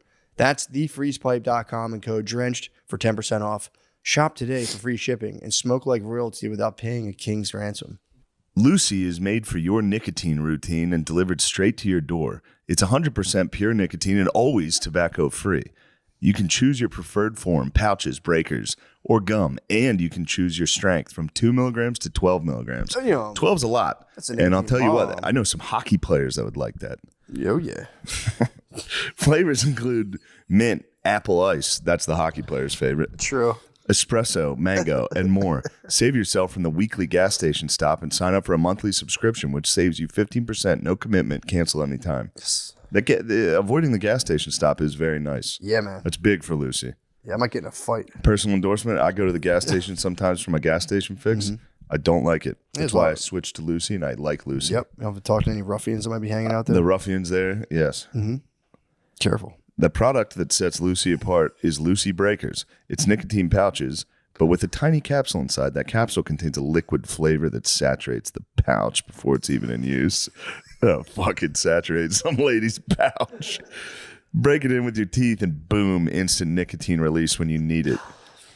Let's level up your nicotine routine with Lucy. Go to lucy.co/drenched and use promo code DRENCHED to get 20% off your first order.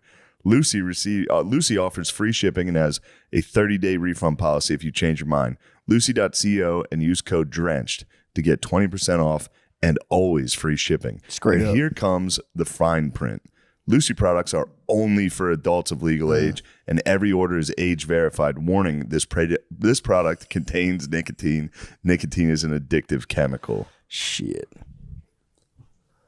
Oh, please. Also, this week I'll be in Las Vegas. Please come. Wise Guys, Las Vegas. Go to mattmccusker.com for tickets. Yeah, and there's a bunch of other shows. Please come. Bye. Yep. Just don't even ask. Stick Get your in there. fucking beak in the camera. Oh, Get in there. sorry. That would be quick. Me, Lemaire, and Nate's show is on May 7th at the Creek in the Cave. If you're in Austin, Texas, please come. Those have been really fun shows. Yeah, they they've are. been great. The And next now one's- Nate's with you guys. Nate's with us. It's a 3-man team now. You guys are, yeah. Pause. Resume. Ooh. Yeah, Don't ever backtalk Matt sorry, like that sorry, again. Matt. Sorry. And please come to Raleigh at Good Nights in Raleigh on June 6th. Thank Oh, you. God. Now we got a big shot touring comic. Oh yeah. Well, I wish. Thank you. Thank you. Goodbye. Yeah, before we get into the Watergate stuff, Yeah, we'll do this as like a precursor almost. Almost. There you go. Yeah, we'll do it as a precursor. yeah, because a lot of the people listening to this are young men that just young men that Yeah. have never really heard of Watergate or have just a brief summary of some names and what the overall scandal, or at least is portrayed as. The official narrative. Yeah. Okay, the official narrative with Watergate is Richard Nixon sanctioned Watergate, and the burglars got busted. And then Nixon tried to cover it up. And then that's ultimately what he was taken down for, is obstruction of justice. Okay. But the real Watergate story is Yes. Nixon didn't have a clue that those guys were breaking in to the Watergate. He had a couple of guys on his staff, Jeb Magruder, who was acting chairman for the committee to re-elect the president, and John Dean, who was counsel to the president. Those two guys sanctioned the Watergate break-ins. And the burglars, G. Gordon Liddy and was the only one that wasn't CIA. All those burglars were CIA guys or CIA assets or had been CIA assets. G. Gordon Liddy was the only one, and he'd worked for the FBI. So Liddy was the point man, and Liddy thought that breaking into the Watergate was coming from Nixon's attorney general, John Mitchell. Right. He had no idea that it was coming from Jeb Magruder and John Dean. So they sent the burglars in the first time to get as much information on the Democrats. Now, the Watergate was the sixth floor of the Democratic National Committee was on the Democratic National Committee was on the sixth floor of the Watergate. And the burglars broke in the first time, and they were looking for like Democratic strategies, things like that. Gotcha. And then they broke in a second time. The first time they broke in, they didn't get caught. They did not get caught. No. And this was how long before the second break-in? About 3 weeks. Okay. And then 3 weeks later, they were ordered to get as much dirt as they possibly could. And the Democratic National Committee was connected to a brothel that was a CIA honey trap. And what happened was the secretary at the Democratic National Committee had in her desk, she had pictures of a bunch of prostitutes. Yeah. And Democratic VIPs would check out the pictures of the Funny they got prostitutes. busted doing that. So that was a whole separate issue. Yeah. So we got that one. All right. Yeah, we got that one. I think we're good. Yeah. So we got the preamble. Let's fire it up right back to where we were, which was, what were we talking about? Yeah, Bill Gates. Easy. All right. We just got done talking about Bill Gates' connection with Epstein back in the 90s. Yeah.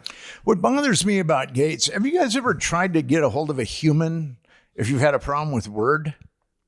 Oh, it's the worst, dude. Or you know what happened one time? What happens is they'll do a thing where you'll just like an Indian guy will just take over your computer. Like I was like moving my mouse and my mouse would start going to the left and I'd be like, what the fuck? And he was like, sir, please stop. Yeah, they'll just, if you gotta give them permission, they'll just get into your computer and start fucking going nuts on it. You've gone through. I've never been It able took to a make. lot for me to get that though. I was chatbot after chatbot. If they got into my computer, dude, Yeah, and they eventually, could ruin all of my Total War campaigns. dude, you could They tank. could start a war with Russia, dude. I don't want that. You know, here's what your I own mean. Watergate. There's a number of things that bother me about Bill Gates, but one of the preeminent things is he's buying all this land. Yeah. Why can't he put a call center? You know, on one of those acres. I mean, if he just spent a little of his money and made a call center in Idaho. Or have the dudes like hoeing all the strawberries, the Bluetooth, and they could do two at once. Yes. Yeah. See? But not Billy. He's got because I'm a writer and I rely on Microsoft Word, unfortunately. Dude, and I had some problems with it about 6 months ago, and I desperately tried to talk to humans. Yeah. Can you find your Word documents that you save on the OneDrive? If I save anything on OneDrive, I can't find it. I don't know where it is on my computer. Sorry, this is we don't have to talk about. No. Well, I mean, I can try to give you. I can try to give you some tips. I can't find the file afterwards. I'm stumped. I'm currently stumped. I try to You send. lost your files. I just try to like they're there, but then I try to email them to someone as an attachment, and it's just like, where is it? I'm You like, need I a call don't know. center. I do. You desperately need You got to a call let center. the engines into your computer, and they'll just start. Yeah, they'll get it. They'll get in there. Which I don't know how I even got in there. That was kind of nuts. I was like, what? Get out of my fucking mouse. I mean, Gates wasn't making enough money selling Microsoft Word. Now we have to rent it, and then Yeah, the suite. there's no call center. I mean, you know. Yeah, that might be his most, honestly, out of everything he's accused of, that might be the worst. Was he ever accused of laying with ladies at Epstein's? He's been outed that way. Yeah. Not with Epstein, but with some other scenarios. Okay. But if he's been outed in other scenarios, I mean, why wouldn't Yeah, he why be? wouldn't he do Yeah. it? Then his wife was the one who like blasted him on the Epstein stuff Actually, Which is a good God. according to the media, she left him because of it. because of the Epstein stuff. Yeah. Yeah. But who he and knows, Epstein yeah. went back to the 1990s. Damn. Instead of 2011. There's so much bullshit that's been manufactured about Epstein and so much salacious dirt. It's really unfortunate. You've got a guy that trafficked children for 25 years, and our media, no one in the mainstream media has called for any justice for any of those victims. No, yeah, that's- well, it became right wing to even care about it. That's been that's not for that's sure. what happened. If you that care became about it, also you're right-wing. that's a big thing we talk about a lot on this. Is like we don't do anything about it. The only thing you can do with Epstein is just on a podcast be like, "The fuck? Yeah. what was that? Yeah, true. They killed him. We knew they were gonna kill him, Yeah. and he trafficked kids, and no one. Yeah, that's as far as we get. There's a couple of things with Epstein that people just don't know. Okay, 'cause there's the Epstein Victims Compensation Fund that where a lot of Epstein's money went, and 225 victims applied for money. 150 were given. 150 were given money, and 8 decided not to take the deal. So ultimately, 142 were given money. Damn. Can you imagine being cheap with that money? But think of all the girls that he trafficked, and only 225 were come Yeah. forward. But there's a couple other things. If you take any money from that fund, you've got to sign an NDA where you cannot name any of the perpetrators. And also, I know 2 psychologists, and one of them is very eminent. She's in the world of psychology, she's quite the superstar. She's counseled a woman, and then another psychologist is counseled a woman. They were under 10 years old when they were trafficked by Epstein. And one actually described Epstein's home and then talked about a park that was by his house and a number of things. And she was under 10 years old. And then I know of one other, I mean, these 2 psychologists I know pretty well, but then I know of another account too that I've been told of another account from someone who's, I think, legitimate, but I just haven't been able to corroborate it. So you've got the Epstein Victims Compensation Fund is a huge cover-up tool. Damn. It's being used to do what the government can't, to get these girls to shut up. And you've got to and according to the government and the mainstream media, the youngest Epstein victim was 14 years old. So if you're going to apply for that fund and you're younger than 14, they're not going to give you any money.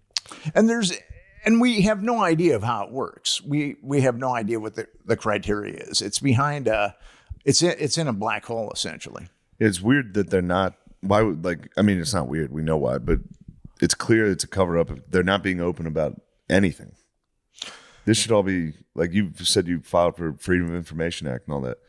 This should be public, right? Well, yeah. I mean, it's like, what's the point of being like we can't tell anyone what Pretty happened? useful to know, in terms of like voting for politicians. Yeah. To be like, oh, you raped a Yeah, kid. did he rape a kid? Yeah, you're out, dude. We can't vote for you. Yeah.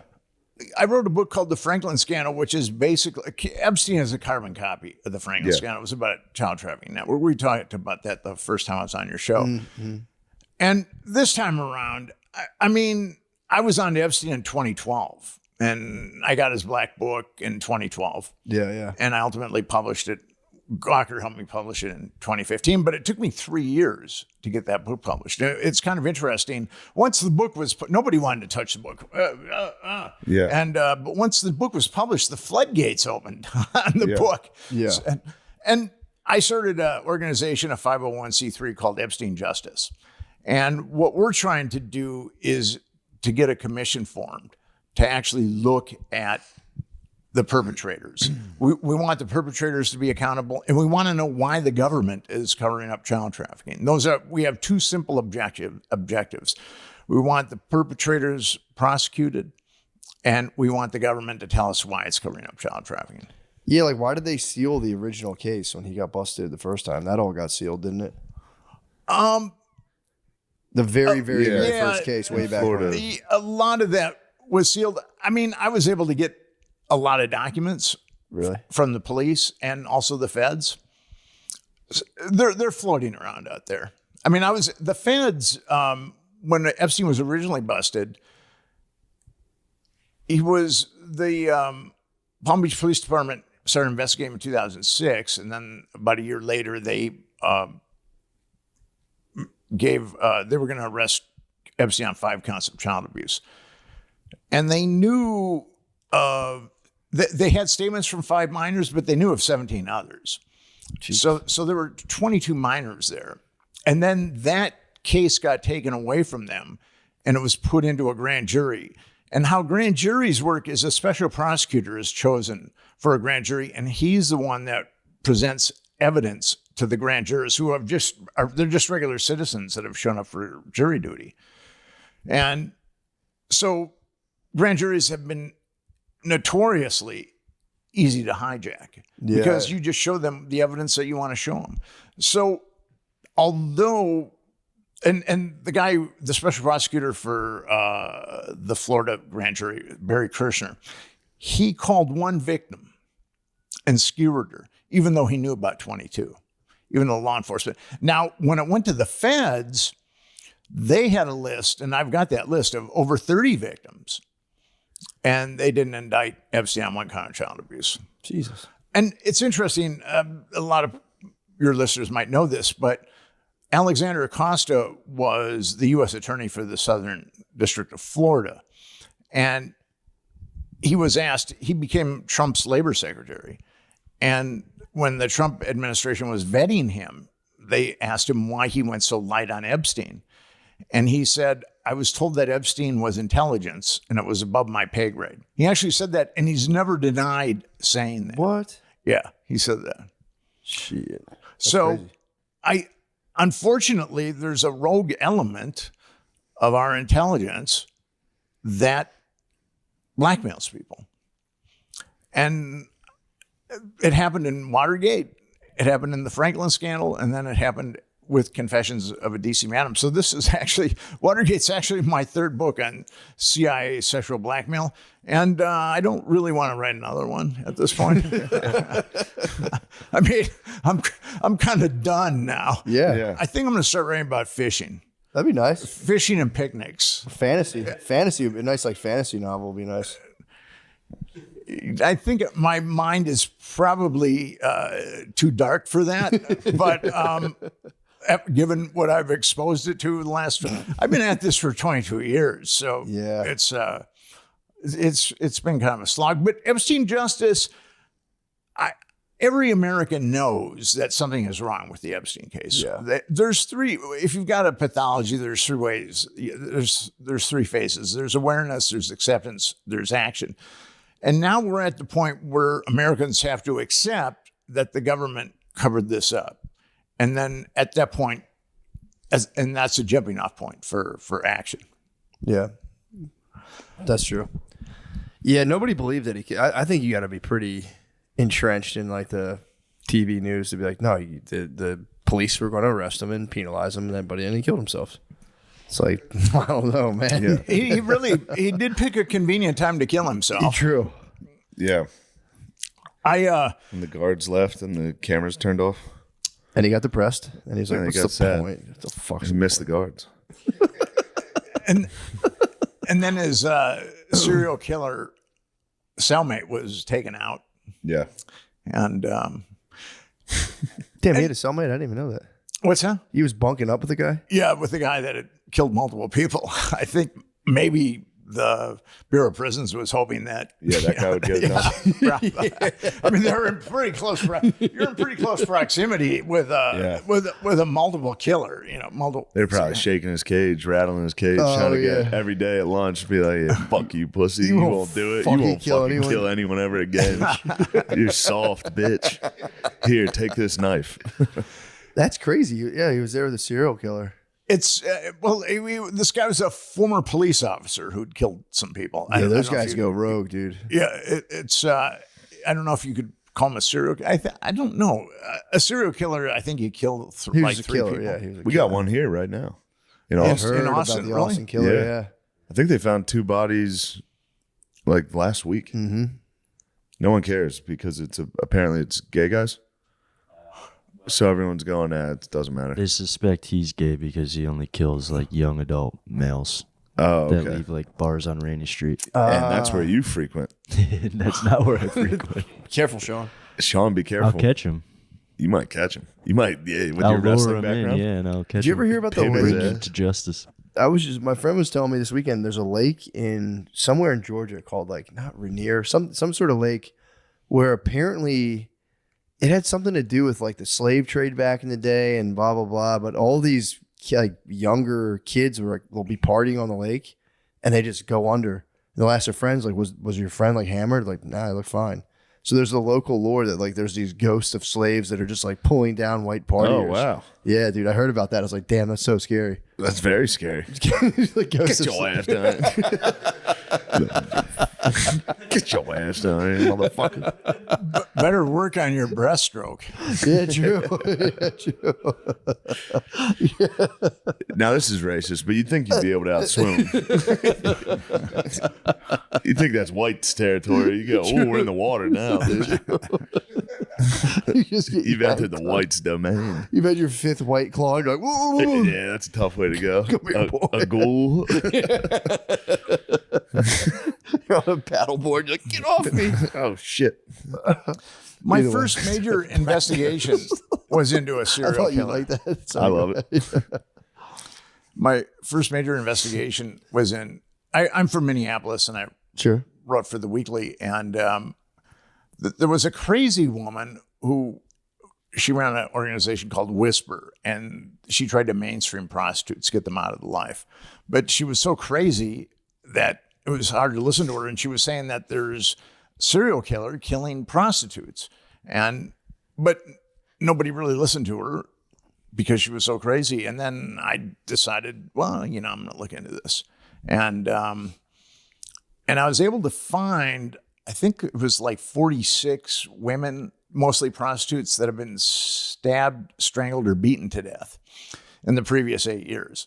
Now, law enforcement had denied that there was a serial killer, but then I showed them my list, which was really difficult to put together. Yeah. I showed them my list and I said, I went to the Minneapolis Police Department. I went to the St. Paul Police. I said, you guys really want to say that there's no serial killer?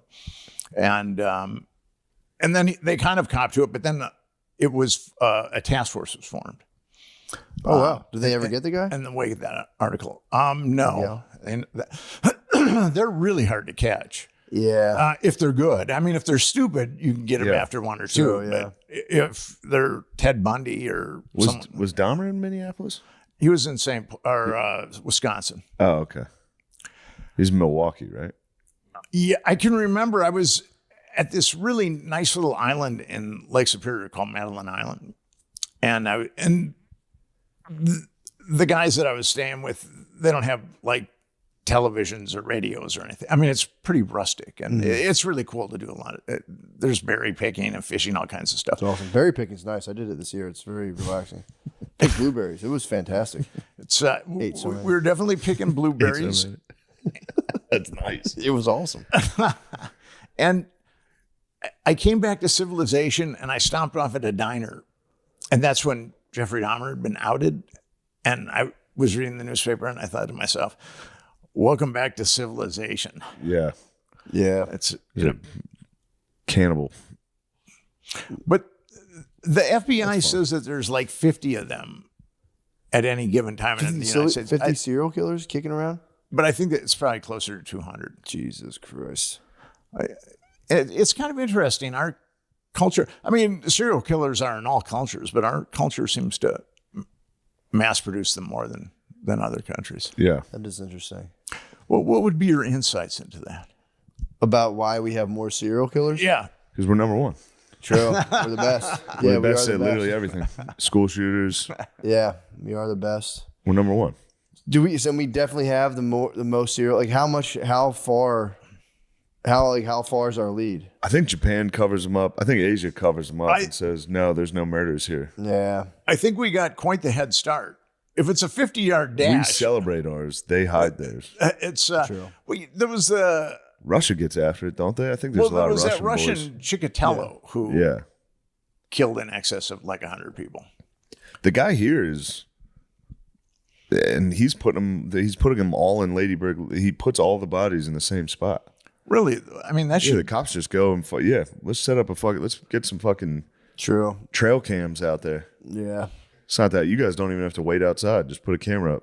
Yeah, right by the lake. Go, who's dumping sweet gardinis into the Ladybird Lake? He's looking at the camera. Party boys. Yeah. Fuck. Yeah. They got me. Yeah, that's that shit creeps me out. has man. he?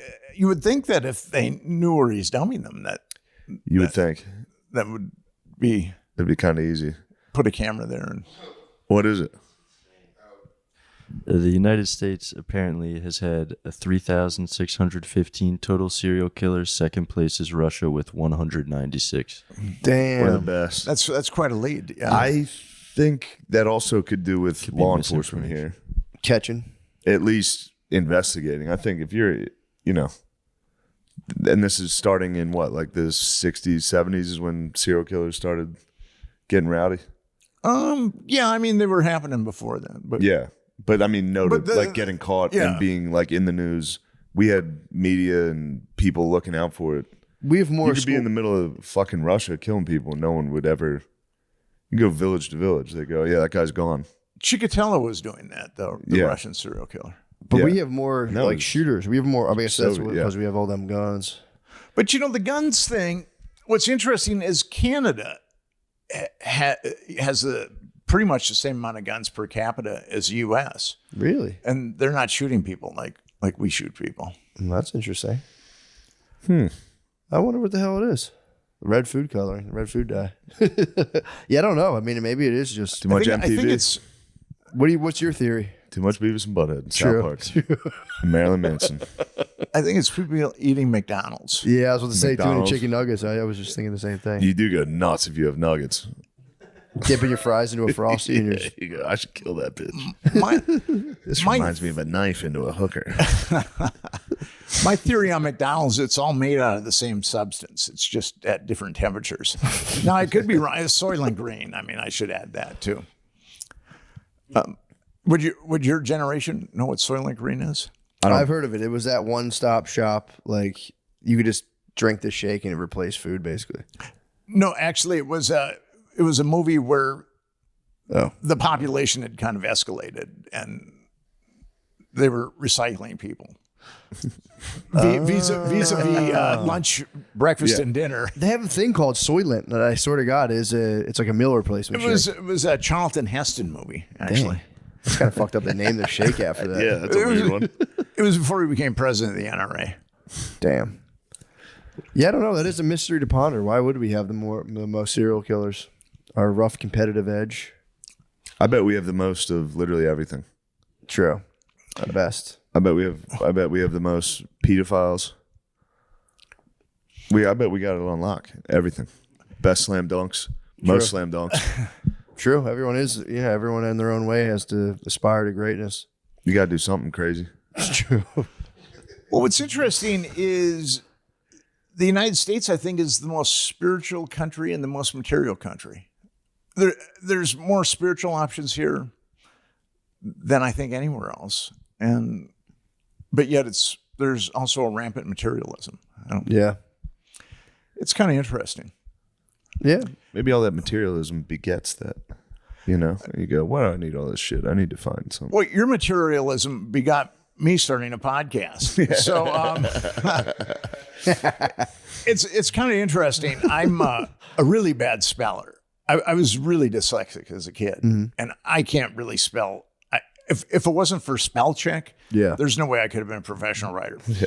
So I was at a buddy's place, and he had one of those Macs, and he put spell check on, and he said, and I watched the spell check correct all the words, and I thought, I got to get one of those.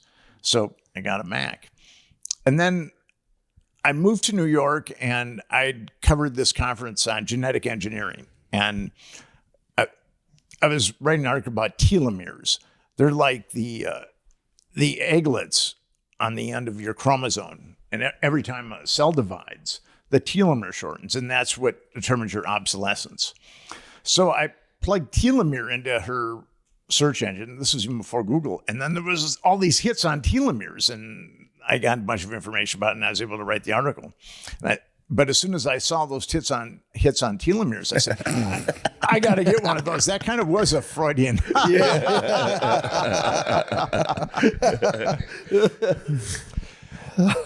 And then I did your tits. And then I did your podcast, and you told me how much money you make, and I said, I got to get one of those. You saw our tits. You saw our sweet tits. Hell yeah. Well, let's get some closing arguments here.